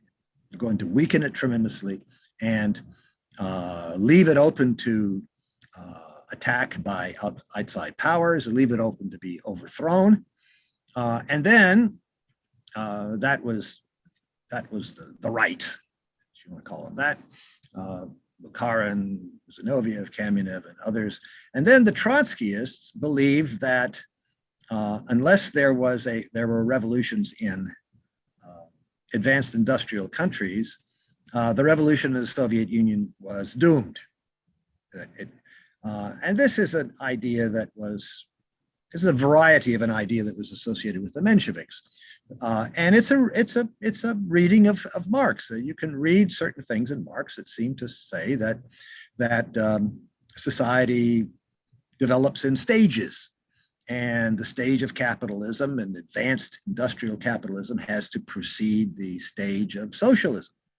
And the Mensheviks believed something along those lines, at least the right-wing Mensheviks, and Trotsky believed something along those lines. Not that there couldn't be a revolution first, but that ultimately the Soviet Union was doomed unless there were revolutions in other advanced industrial countries that would bring the largely unindustrialized Soviet Union aid.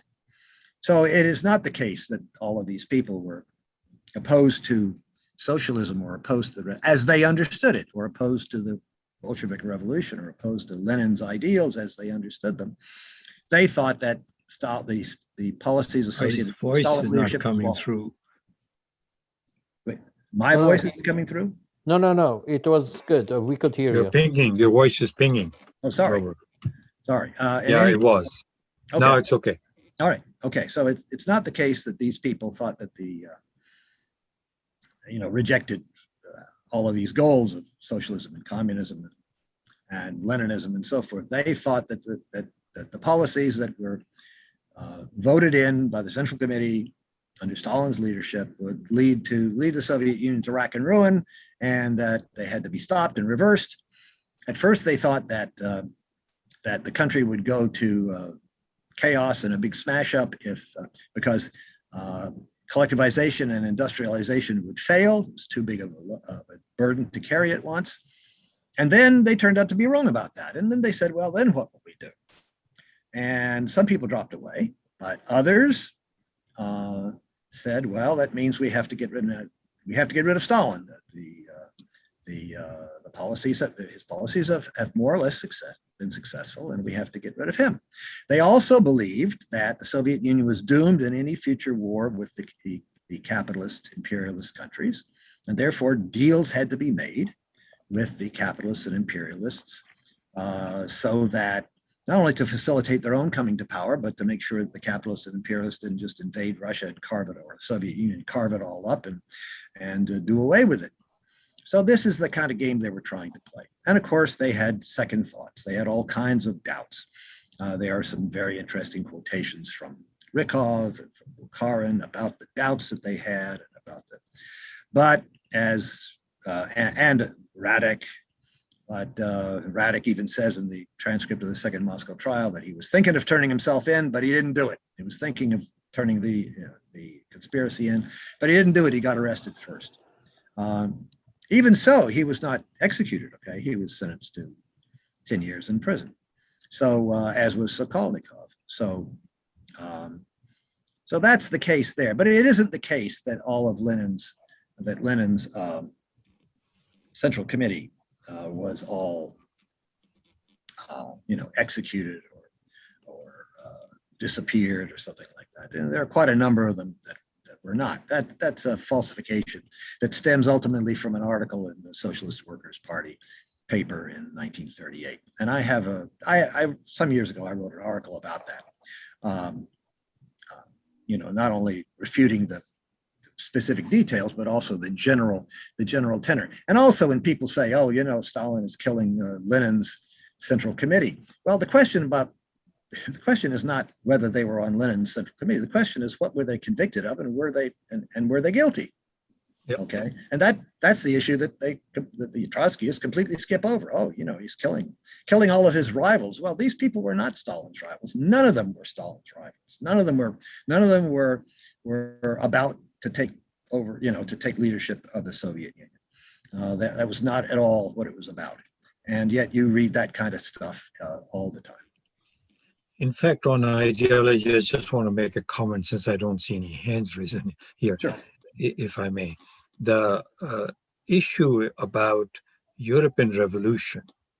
Now, Trotsky in his Permanent Revolution says that's the only way the Russian Revolution can survive if the European Revolution and the Russian European worker state comes to the aid of, because we have majority peasants, more than 80%, and they will turn against us. I mean, he put it more skillfully in his book, but basically that they will turn against building socialism. So the fundamental thing was, can you build socialism with poor peasants as allies of workers? This was a crucial difference. And often they cite that even Lenin believed that European revolution is necessary.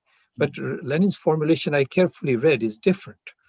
Lenin said, well, we have made the revolution, the workers of Soviet Union, but it is the European revolution, it may be Germany or France, they will show us how it is to be done. Now, of course, they weren't there to do it. What are you supposed to do? Drop your project? Trotsky's idea was go for the bust, go world revolution, and it was a reckless idea. And unfortunately, his Permanent Revolution thesis also became a convenient cover that no revolution is good enough, therefore undermine it. And he did that in Spain.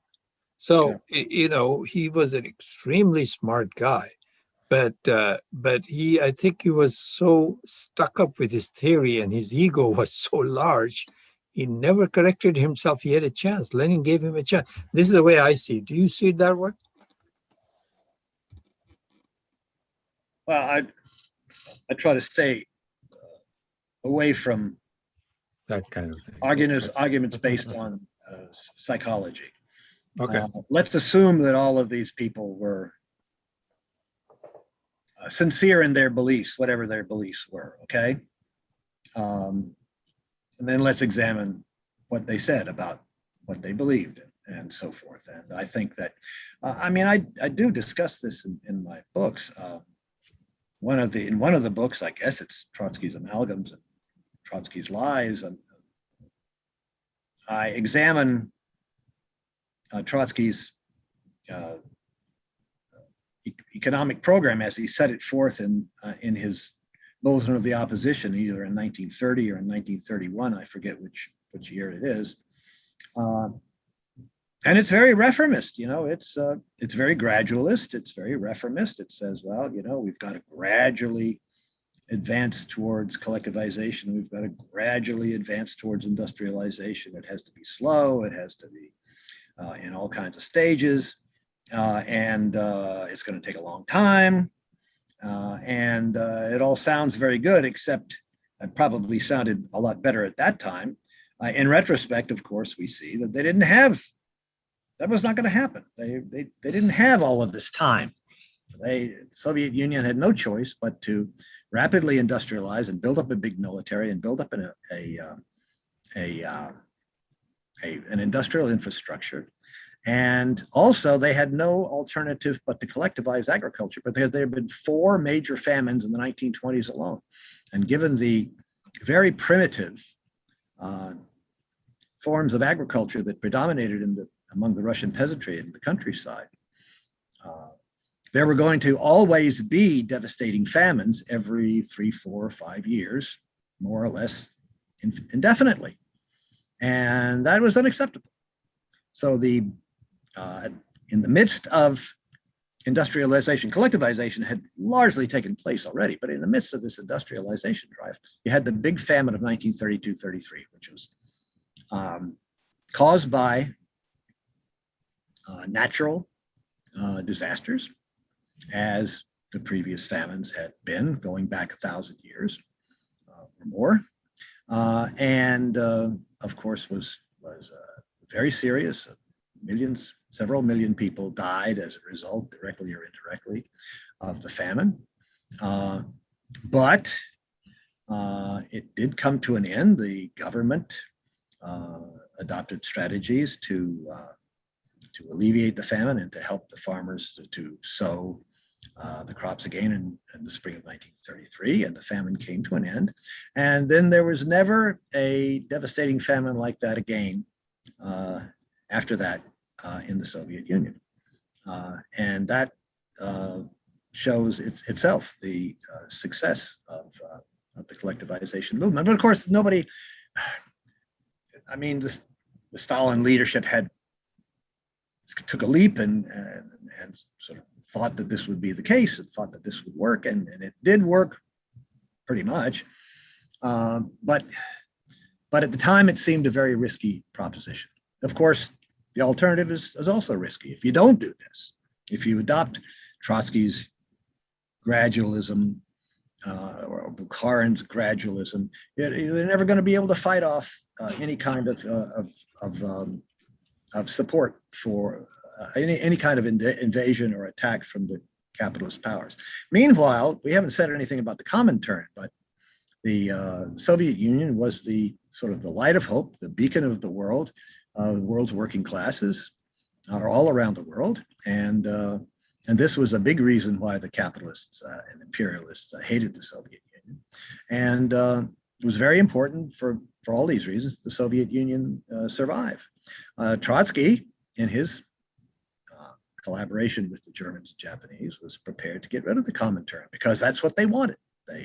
He was not going to be able to get an alliance with the Germans and Japanese unless he did away with making the Soviet Union the head of the Comintern. he said that, we're going to have to do that because that's the price we have to pay. We have to retreat and in order to survive. And there were people who believed that he was right. But of course, what that meant objectively was collaborating with the Nazis and Japanese. Okay, so Gene has his hand raised, but earlier I'd seen Norma had raised her hand. So I don't know, that was by mistake. So if Norma, no, you don't have a question. Okay, Gene, go ahead. You're next. Well, I don't have really a question, just a very minor point about Stalinism or Stalinists being used as a term of insult. But around the library here, many, if not most of us, consider it a compliment, basically. And I remember Bob always used to introduce me as our friendly Stalinist, and so we look at the term somewhat differently than many people, many of the great unwashed outside the library. I just wanted to make that. That's fine, but just be aware that outside of our little circle here, right, maybe some other little circles like it, the term Stalinist is really used to negate whatever you have to say, to dismiss whatever you have to say. Yeah, and that's why I don't leave the library. I stick. It applies in a respect. And so my tactic is to say that I'm not a Stalinist. Whatever you mean by Stalinism, I'm not a Stalinist. And then what do you mean by Stalinism? And it always comes out, one-man dictatorship and so forth. And by the way, as I said in my talk in March 2020, Stalin was not a dictator. And I have to write that up separately sometime. But there's very good evidence that Stalin was never a dictator. And that's also something you can't say. You can't say Stalin was not a dictator. That's taboo. And even very, well-known scholars of the Soviet Union who are, I would say, on the moderate side, not the fire-breathing anti-communists, but the sort of liberals in the field, say things like Stalin was a brutal dictator. And there's simply no evidence that Stalin was brutal, nor that he was a dictator. But, you can't say that. You can't say, oh, well, Stalin wasn't brutal and he wasn't a dictator. That's outside the limits of respectable discussion in the field of Soviet studies, which is a very corrupt field for that reason. But he did do what had to be done. He saw what had to be done and he did it. But anyway, I'll just make it. Okay. I mean, he did a lot of things that were correct. Let me just say for this, maybe speak the obvious, maybe it isn't so obvious. Stalin, like Lenin, wanted to build communism. He talked in the late 1940s about the Soviet Union's need to move on to the next stage along the road towards communism. The 19th Party Congress, which took place in October 1952, Stalin's last Congress, was devoted to his book on economic and social problems of socialism in the Soviet Union, and the moving along to the next stage of communism. And then Stalin died in March 1953, and his book was within several months was simply withdrawn and never mentioned again.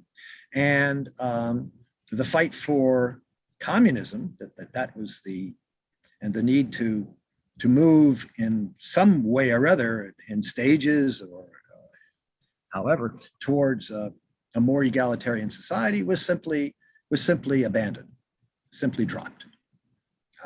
Khrushchev it can be demonstrated that Khrushchev made a few allusions to it here and there, particularly in the late 50s, and then it was just dropped.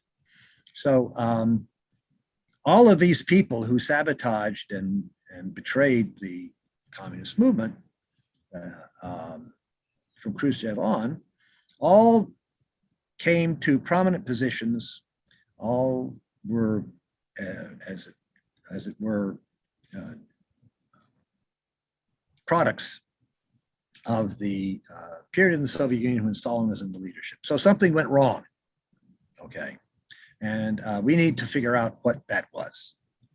Okay. I just wanted to kind of. Stalin looked. Yeah, Go ahead. please. That's, No, that's all. go ahead, finish your, sorry to interrupt. I thought you were finished. Well, people, Let's say you a lot. know, Yeah, go ahead.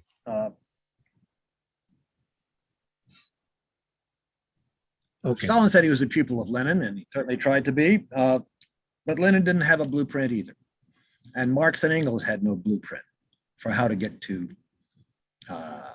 communism, or as Marx said at one point, you know, the lower stage of socialism to the higher, or lower stage of communism to the higher stage of communism.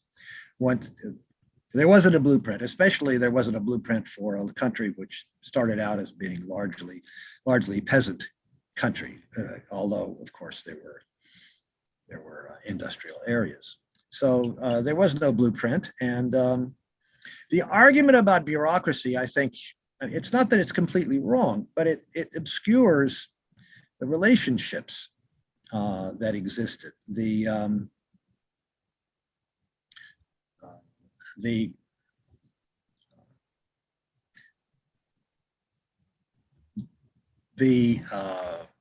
Neither Trotsky nor, of course, Stalin or anybody else really knew how to guarantee this evolution, if you want, this progression from the stage that they reached, let's say, in the 1930s up to communism. So to use the term bureaucracy as a kind of an answer to that question, it really doesn't answer the question. You know, the question is how do you do it? And that problem they never solved. There was the new economic policy, and I just want to remind us, if we didn't know this already, Gorbachev's policies of perestroika in the late 1980s were said by Gorbachev and the leadership of the Communist Party of the Soviet Union at that time to be an attempt to return to Lenin, you know, and of course, what was going on in the Soviet Union during the new economic policy was basically capitalist relationships with the Communist Party kind of sitting on top, supposedly regulating all of this. And this was to be the way in which true communism was to revert, true communist movement was to revert to Leninist modes. And instead what happened was the Soviet Union fell apart. So, so Lenin has been used against Lenin. Lenin has been cited as a way of justifying return to market mechanisms and to other capitalist methods of running the economy and the society. And I think that would only be possible because Lenin too didn't have a blueprint as to how to build, how to go from here to there, how to go from revolution to communism. And we have to figure that out. Darren has her hand up. Who has their hand up? Oh, yes, Sharon, please. Thank you. So my question is about Trotsky's motives for collaborating, as you say, with the Germans and Japanese.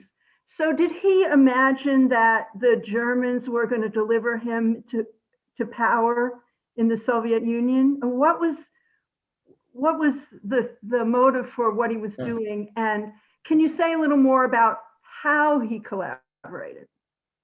Well, sure. The first thing, just let me say, was too bad. Is Elazar here? No, I guess he's not. Anyway, Trotsky wrote a book about his son. And then Pierre Brouet wrote a book about Trotsky's son. And Pierre Brouet, this French Trotskyist, wrote a book about Sedov. And one of the things he said there is that he interviewed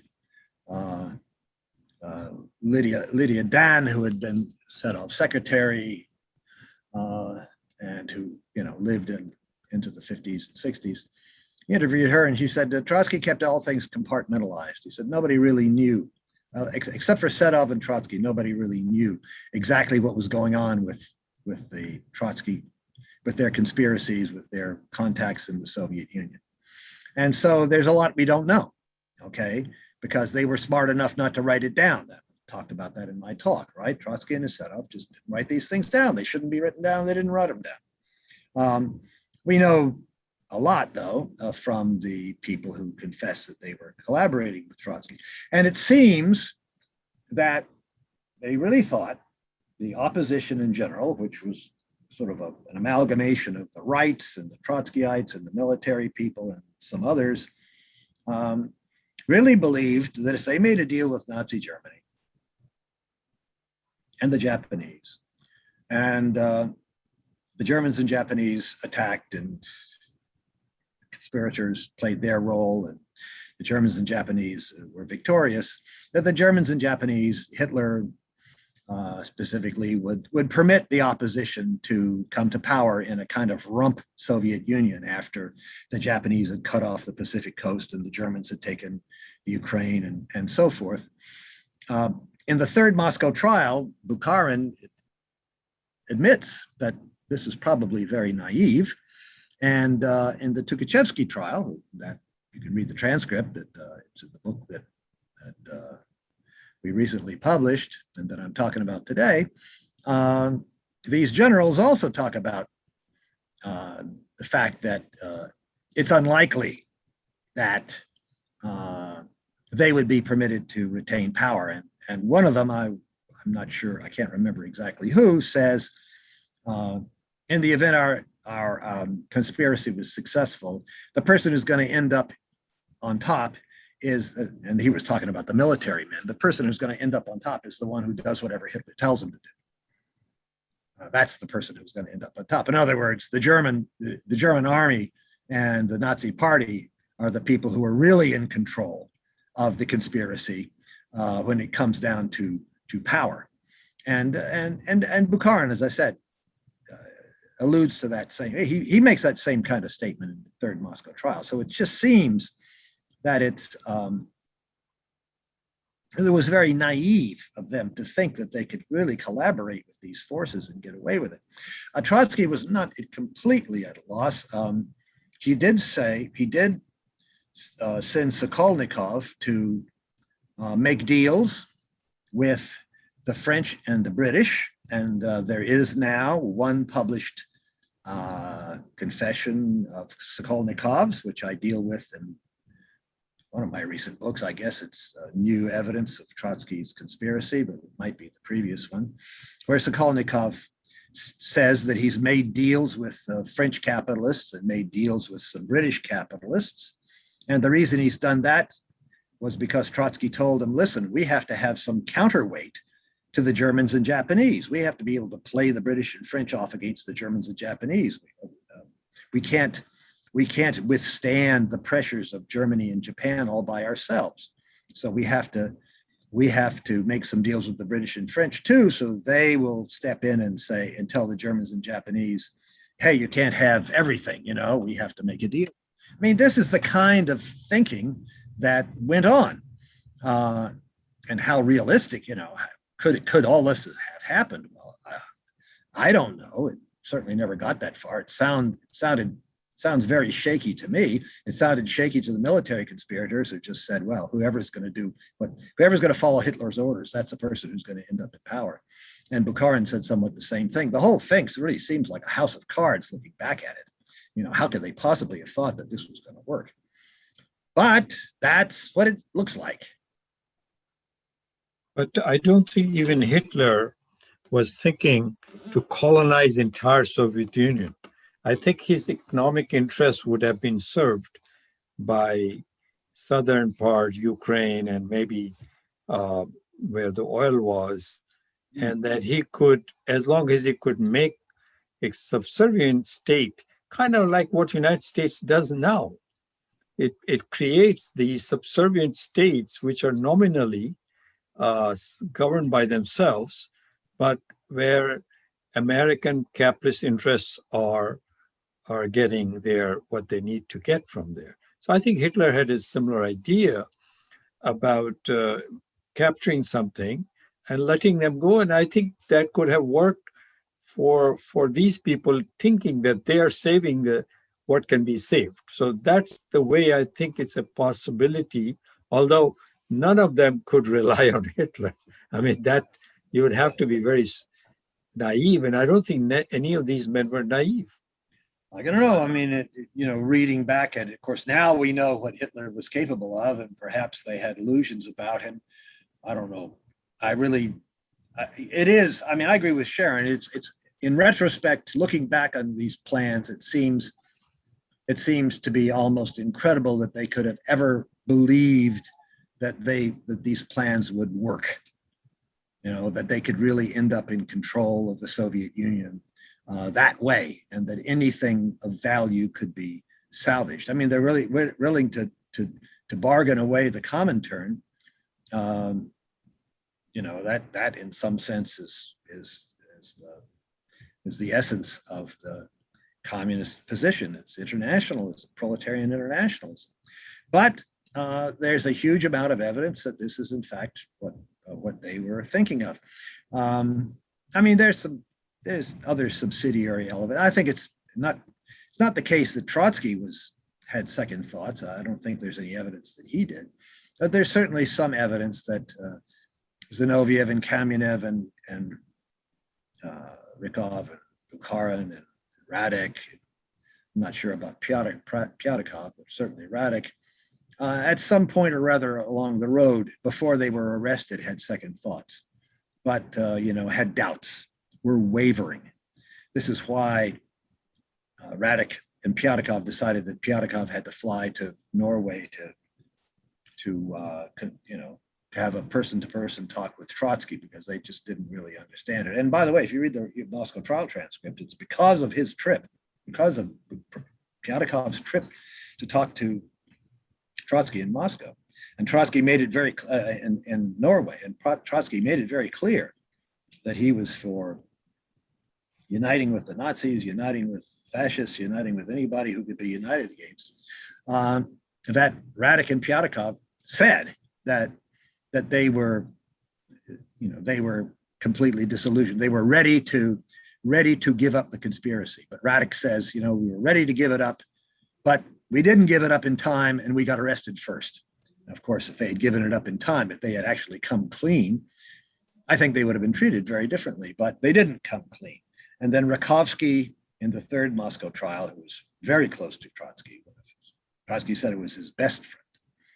Rakovsky makes the same statement that he ultimately confessed because even though he never agreed with Stalin, he never agreed with the policies of the Stalin administration, that he could not continue to be in this conspiracy when it was so clear that the fascists were getting ready to invade the Soviet Union and to destroy the international communist movement. And he says that. I have a number of long statements by Rakovsky were published in the Bulgarian Historical Journal in 2005, and they're never cited anywhere. I translated them a few years ago, and at some point or other, along with some other materials I've written, I'm going to publish them. He was ambassador to Germany of USSR? Christian Rakovsky, right? At one time, he was an ambassador to very early, in the 20s maybe. Yeah, early in Soviet Union, but he was a Trotsky follower. Yeah, he was a Trotsky. Oh, he was very close to Trotsky, and in fact, he's the one he was Trotsky's connection to the Japanese. But at any rate, we won't go into that. There's more evidence about Rakovsky has come out in the last 10 years or so. And it's very interesting, but nobody ever mentions that.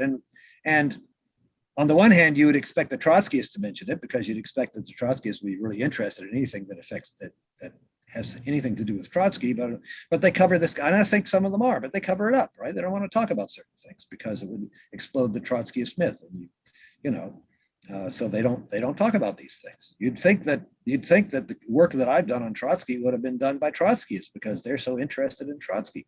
But either they did it and kept quiet about it, or they just decided to look the other way, because it explodes the Trotskyist myth. And the more you get into the archives, the more you get into the evidence, the more the myth of Trotsky the revolutionary is undermined and destroyed. So So this is a movement like the anti-communist movement that's fundamentally built on sand, built on a foundation of falsehoods. Yeah. Okay, so formally we end our program at this time, but Yeah. with Grover, we always have, as long as he's willing to Well, talk to us. So Like when I saw that Mehmet said Marxists say this, and I know that not all Marxists say it, so it needs to be modified the way he did or said. Okay, so that's settled. So I wanted to talk a little bit about, the influence of Trotskyism. So I find it ironic that on the one hand, they say that Stalin was all wrong about the policies of rapid industrialization and collectivization of agriculture. That was all wrong. And it led to bureaucracy, which ultimately led to the fall of the Soviet Union. That on the one hand, Stalin was all wrong. On the other hand, the Soviet Union defeated fascism at great cost.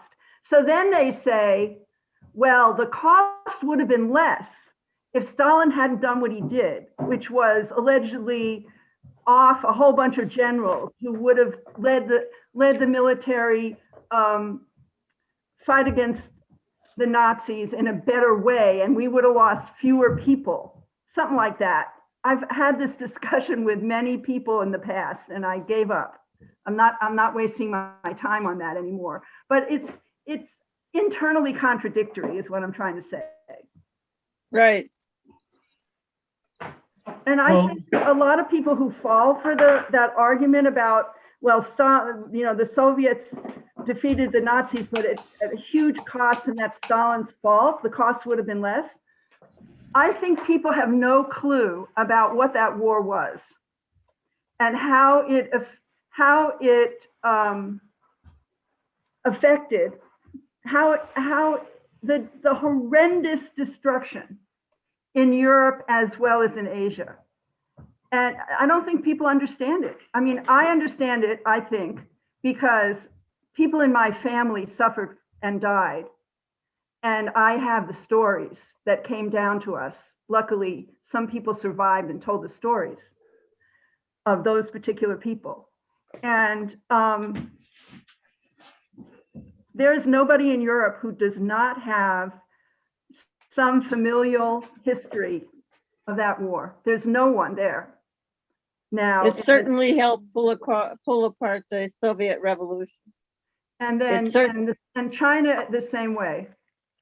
So I think we need to teach the history of what fascism really meant, and the destruction that it caused in the 20th century, which it's not, fascism is not dead, as we all know, even though it was defeated back then. I guess my question is that, when you talk about Trotskyism, I'm trying to find a common thread that defines who a Trotskyist is, because they are very, very adamant about the Stalinists. Anything that Stalinist this, Stalinist that, that's fine. But then I'm trying to find out, on issues, where, what would a Trotskyist think? What would a Trotskyist do? And you find them all over the spectrum. So I could not find a single issue that all Trotskyists have, agreed upon, except for Stalin. Talk about China, you have it all spectrum. They accuse, this and that for Stalinism. And then when you say, look, these Trotskyists, they believe this, oh, they are the good Trotskyists, they are the bad Trotskyists. These are in the middle, they are going to be changed. So it doesn't make sense to identify groups as Stalinists if you're not gonna bring up the issue, the way how they take up position in issues, except for one thread is the hatred of Stalin, and that doesn't constitute to me a valid source of a leftist movement. Can I raise a question about, something that dawned on me in the talk that I'd like to hear people's comments on, this question of evidence. And I tend to agree with Grover's narrative or his conclusions about the history of the Soviet Union. But I wonder if focusing exclusively on evidence is necessarily the correct approach or the only approach. I mean, something that the way I work in terms of how I see things is how different class forces line up. And when I, for example, see how, let's say, the State Department comes out on a particular issue, at a minimum, that gives me pause, right? So I would agree that you don't disagree. You have to look at evidence, you have to look at facts, but there's also sort of alignments, and that's a very important part of figuring out what's going on in situations. So, I mean, it applies to the Soviet Union and China. I mean, just like there's this big literature of anti-Stalinism, quote unquote, there's also a big literature of anti-Maoism, and books about how Mao was a child abuser, God knows what, and that stuff is promoted. People, you can get a faculty job at Yale if you have those kind of views, but you're not gonna, your academic life is going to be zero if you oppose it. So I don't know. What do people think about facts versus kind of alignment?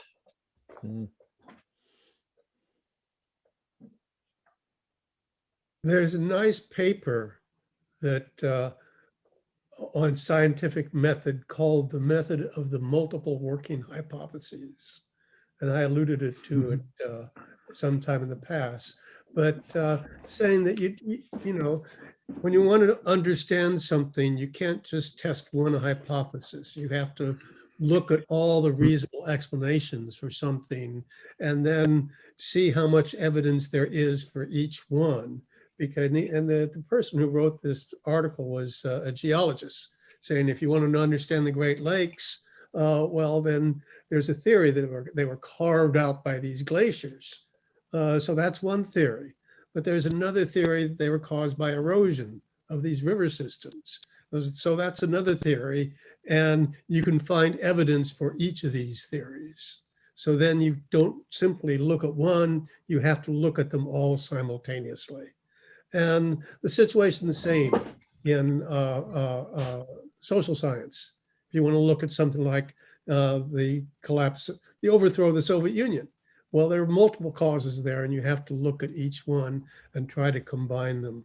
And there's another little complication there, that the Great Lakes don't mind being studied, but societies do mind being studied. And suppose the Great Lakes didn't like to be studied. And whenever you wrote an article about the Great Lakes, they sent their goons out to get you fired or beat you up or something like that. So it's a very complicated thing, I think. And I think we need to look at all these things simultaneously. And fortunately, I don't fear being beat up. And being a retired person, I don't worry about those things that much. But I think, to understand these things, one has to look at all these different theories and how they interact and what the evidence for each of them is. If you'll forgive my overly theoretical response to that. Well, I just want, Alan's comments make me think about contemporary society and the struggle in contemporary society and how people's consciousness is formed and reformed. And it's not always, it's based on their view of the class, of their situation in the class, and how do you help crystallize that among people? It's basically an objective process, but we can have some influence in a mass way, and the kind of scholarly um, disputation has some relevance, but it's not the main thing. It's not the main thing about how, I mean, it certainly has to be done. It certainly has to be done, exposure of that whole thing for a lot of people. It'll helpful. But, you know, what are we to talk about with the masses of people? How do we deal with the masses of people in a way? And they're now tools to deal with them that didn't exist before. And, you know, so yeah, it's a hard problem. You know, mass communications and so forth.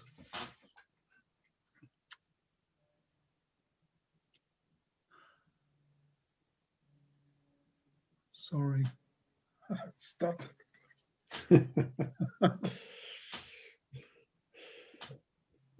There's something about respecting your biases that get formed because of your attitude about, you know, social structure. And when you're looking at that, you want the well-being of everybody, you know, which is different from people who are guided by, well, I get mine, or the variations of capitalist doctrine. And so you come up with the conclusion about materials such as what Grover puts together. and that what, you know, I read a book by Anna Louise Strong called Stalin. I think Gary sent it to me, which is really good. And she's talking about what happened about the collectivization, as though that's the usual way to look at it. You know, it helped and it furthered. And that's what makes sense. That to me is what my daughter once, when she was about 7, said, I have to go outside and look around. We have to see what's actually happening in order, and take it from the attitude about, yeah, I want the well-being of everybody. I don't want the compromises that go with profit and so forth. Mark Twain is alleged to have said at one point that if you don't read the Times, you are uninformed. If you do read the Times, you are misinformed. And I think that's something, and the solution to that is not only to read the Times, but to read the weekly, you know, Daily Worker, and read as many different sources of information. And hopefully, because I watch Fox News every now and then, and because, you know, you need to keep your friends close and your enemies closer. So you do need to know how the opposition thinks. And I think that's useful. Yeah. Does everybody know you can unmute yourself, or can you? Did they turn Yes. that? Yeah. Yes. Well, you know something, when I think about these things, which, you know, I don't read history on a regular basis. That's not a daily thing for me, but I have gone through periods where I've read history, and I look at who's acting to unite everybody and who's acting to split everybody. And you can, it's a kind of a quick and dirty way of interpreting where somebody stands. Because when you look at Stalin and the Soviet Union, well, as I understand it, is they were trying to unite all who could be united, and as best that they could, and survive and do all these things at the same time, and prepare for the war and fight the war like nobody else fought it. And even though everybody fought it, they really fought it. And that's what I look at. And so I don't know, you can get confused by all these details, but I think in the essence, who is uniting all who can be united, or uniting the country to survive, and who is who is splitting. That's what I look at. Like I just checked out a publication that I was just introduced to, and it We will keep it, but I know you're pretty, your time is also today pretty. Yeah, I got to go back and I got to prepare my classes and, Yeah. and grade some essays and things like that. Thank you all very much for attending. Thanks to Gene and the ICSS leadership body for inviting me yet again. I look forward to seeing you all in person when this COVID business is over. I don't know if that's going to be this summer. It's not clear yet whether we will be able to have in-person sessions as we have in the past by this summer of 2021. Surely I should be able to reconvene in person, and I look forward very much to seeing you all again in person. And in the meanwhile, if you choose to invite me to speaking to you again via Zoom. Thank you very much. Thank you. I think about you all. I think about Thank you very this much. very frequently. Yes. Okay. Thank well, you very much, Grover. It's good to see you some more. Good to see you too, Norma. Thank you. Thank you. Okay. Thank you, Grover. I know Try you to take modified it after I said whatever I said to you. Isn't this the topic of the discussion in 2 weeks? Yeah. We should wait and have that discussion then. Oh, we should have it like when I saw that Mehmet said Marxists say this, and I know that not all Marxists say it, so it needs to be modified the way he did or said. Okay, so that's settled. So I wanted to talk a little bit about, the influence of Trotskyism. So I find it ironic that on the one hand, they say that Stalin was all wrong about the policies of rapid industrialization and collectivization of agriculture. That was all wrong. And it led to bureaucracy, which ultimately led to the fall of the Soviet Union. That on the one hand, Stalin was all wrong. On the other hand, the Soviet Union defeated fascism at great cost. So then they say, well, the cost would have been less if Stalin hadn't done what he did, which was allegedly off a whole bunch of generals who would have led the military fight against the Nazis in a better way, and we would have lost fewer people, something like that. I've had this discussion with many people in the past, and I gave up. I'm not wasting my time on that anymore. But it's internally contradictory, is what I'm trying to say. Right. And I think a lot of people who fall for that argument about, well, the Soviets defeated the Nazis, but it's at a huge cost, and that's Stalin's fault. The cost would have been less. I think people have no clue about what that war was and how it affected, how the horrendous destruction in Europe as well as in Asia. And I don't think people understand it. I mean, I understand it, I think, because people in my family suffered and died. And I have the stories that came down to us. Luckily, some people survived and told the stories of those particular people. And there's nobody in Europe who does not have some familial history of that war. There's no one there. Now, It certainly helped pull apart the Soviet Revolution. and then It and China the same way. So I think we need to teach the history of what fascism really meant, and the destruction that it caused in the 20th century, which it's not, fascism is not dead, as we all know, even though it was defeated back then. I guess my question is that, when you talk about Trotskyism, I'm trying to find a common thread that defines who a Trotskyist is, because they are very, very adamant about the Stalinists. You know, anything that Stalinist this, Stalinist that, that's fine. But then I'm trying to find out, you know, on issues, where, you know, what would a Trotskyist think? What would a Trotskyist do? And you find them all over the spectrum. So I could not find a single issue that all Trotskyists have, you know, agreed upon, except for Stalin.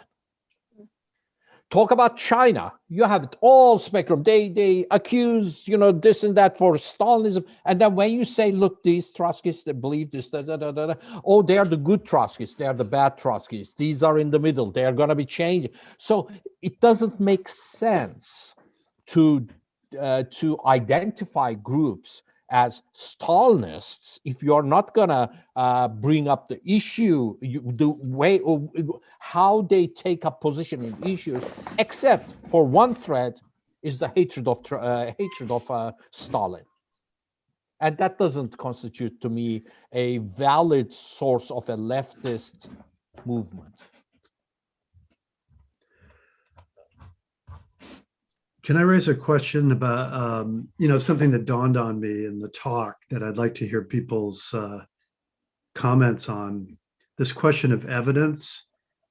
And I tend to agree with Grover's narrative or his conclusions about the history of the Soviet Union. But I wonder if focusing exclusively on evidence is necessarily the correct approach or the only approach. I mean, something that the way I work in terms of how I see things is how different class forces line up. And when I, for example, see how, let's say, the State Department comes out on a particular issue, at a minimum, that gives me pause, right? So I would agree that you don't disagree. You have to look at evidence, you have to look at facts, but there's also sort of alignments, and that's a very important part of figuring out what's going on in situations. So, I mean, it applies to the Soviet Union and China. I mean, just like there's this big literature of anti-Stalinism, quote unquote, there's also a big literature of anti-Maoism, and, you know, books about how Mao was a child abuser, God knows what, you know, and that stuff is promoted. You know, people, you can get a faculty job at Yale if you have those kind of views, but you're not gonna, your academic life is going to be zero if you oppose it. So I don't know, what do people think about facts versus kind of alignment?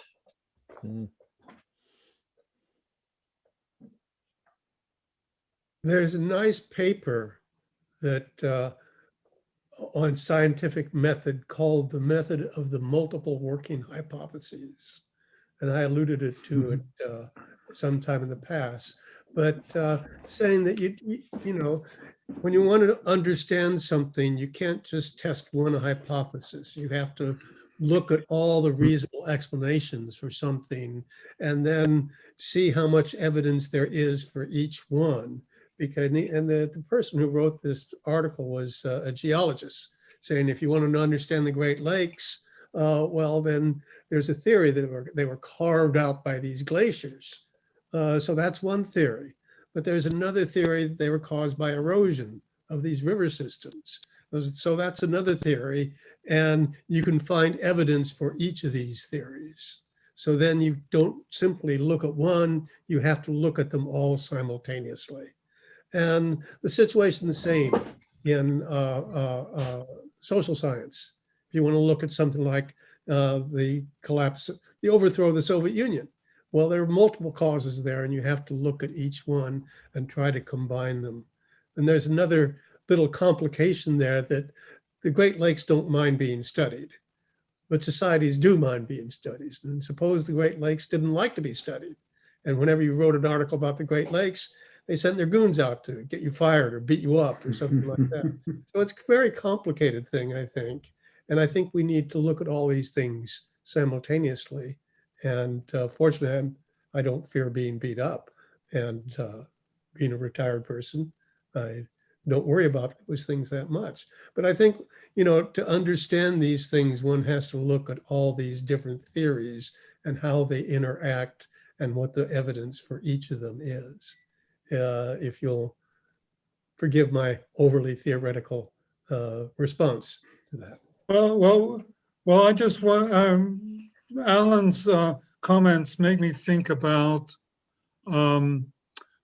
contemporary society and the struggle in contemporary society and how people's consciousness is formed and reformed. And yeah, it's not always, it's based on their view of the class, of their situation in the class, and how do you help crystallize that among people? It's basically an objective process, but we can have some influence in a mass way, and the kind of scholarly disputation has some relevance, but it's not the main thing. It's not the main thing about how, it certainly has to be done. It certainly has to be done, exposure of that whole thing. For a lot of people, it'll helpful. But, what do we talk about with the masses of people? How do we deal with the masses of people in a way? And they're now tools to deal with them that didn't exist before. And, so yeah, it's a hard problem. Mass communications and so forth.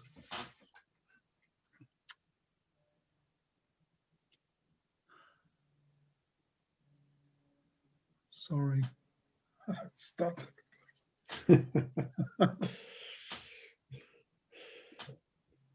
There's something about respecting your biases that get formed because of your attitude about, social structure. And when you're looking at that you want the well-being of everybody, which is different from people who are guided by, well, I get mine, or the variations of capitalist doctrine. And so you come up with the conclusion about materials such as what Grover puts together. and that what, I read a book by Anna Louise Strong called Stalin. I think Gary sent it to me, which is really good. And she's talking about what happened about the collectivization, as though that's the usual way to look at it. It helped and it furthered. And that's what makes sense. That to me is what my daughter once, when she was about 7, said, I have to go outside and look around. We have to see what's actually happening in order and take it from the attitude about, yeah, I want the well-being of everybody. I don't want the compromises that go with profit and so forth. Mark Twain is alleged to have said at one point that if you don't read the Times, you are uninformed. If you do read the Times, you are misinformed. And I think that's something, and the solution to that is not only to read the Times, but to read the weekly, Daily Worker, to read as many different sources of information. And hopefully, because I watch Fox News every now and then, and because, you need to keep your friends close and your enemies closer. So you do need to know how the opposition thinks. And I think that's useful. Yeah. Does everybody know you can unmute yourself, or can you? Did they turn that? Yeah. Yes. Well, something, when I think about these things, which, I don't read history on a regular basis. That's not a daily thing for me, but I have gone through periods where I've read history, and I look at who's acting to unite everybody and who's acting to split everybody, and you can. It's a kind of a quick and dirty way of interpreting where somebody stands, because when you look at Stalin and the Soviet Union, as I understand it, is they were trying to unite all who could be united, and as best that they could, and survive and do all these things at the same time, and prepare for the war and fight the war like nobody else fought it. And even though everybody fought it, they really fought it. And that's what I look at. And so I don't know, you can get confused by all these details, but I think in the essence, who is uniting all who can be united, or uniting the country to survive, and who is splitting? That's what I look at. Like I just checked out a publication that I was just introduced to, and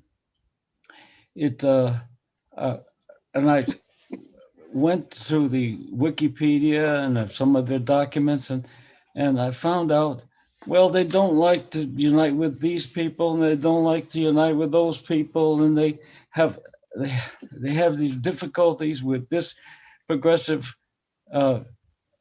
country or movement. And I said, later for this, I can't deal with this. We don't have time we should study and analyze everything. That's true. But I think that's a kind of a quick and dirty way of navigating all these things. Thank you.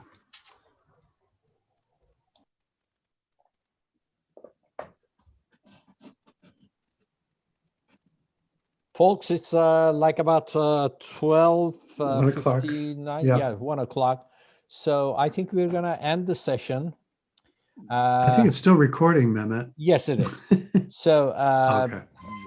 I think Grover left some time ago, but still thank you to him and everybody else who contributed. So hope to see you next week. Thank you for participating. So see you next week then. And thanks for the very skillful tech crew we have. Alan did it all. Thank you. Alan's the best. It's time to stop leaving everybody muted throughout the whole presentation until you get some kind of interruption that requires it instead of starts out that way. I would like my session muted while I'm talking, yes. I think that's the best thing. It's been proven that it helps. There's too much ambient noise behind people. Yeah, I don't see that happening. That's because we keep people muted. Yeah, I know, but I just turn it, fix it and see. I think it's a real insult. I mean, you don't have anybody participating that is interruptive, period. We are much more open. Try logging into some of these other webinars. Yeah, where you can't can't, even do that. no one but the people who come in. But after the presentation, They will yeah, read after the presentation, we open it up and people, I think, express their views there. That's how the structure is, I think. Let the speaker speak, and then we have the time for everybody to express their views. I think that works. I don't know. Because sometimes, you inadvertently, you don't know, but, there's clacking in the background, flushing of the toilet, the dogs barking and everything. So those kind of interrupt. We had an interesting talk from a fellow who was zooming in from Brazil. Oh, I was there. Yeah, I You were heard. there, and he said, dog. "Well, I can't. I have all these pens. We have pigs and all these things running around and so forth. So welcome to my life." The other That was day, very well done, I thought. the other day we had a meeting with the lawyers from Turkey, and then there's this thing going on. There's this noise in the back. So finally the guy says, "I'm sorry, I'm at my store. It was a food, a restaurant, and I have customers coming in," because he didn't have a good connection. So he was doing it from the back room of his restaurant. So it was very disruptive. Yeah. Okay, Just give folks. us a human touch. Yeah. Thank you very everybody. much. See you next Good. week, and take care, everybody. Thanks, Bye-bye. everyone.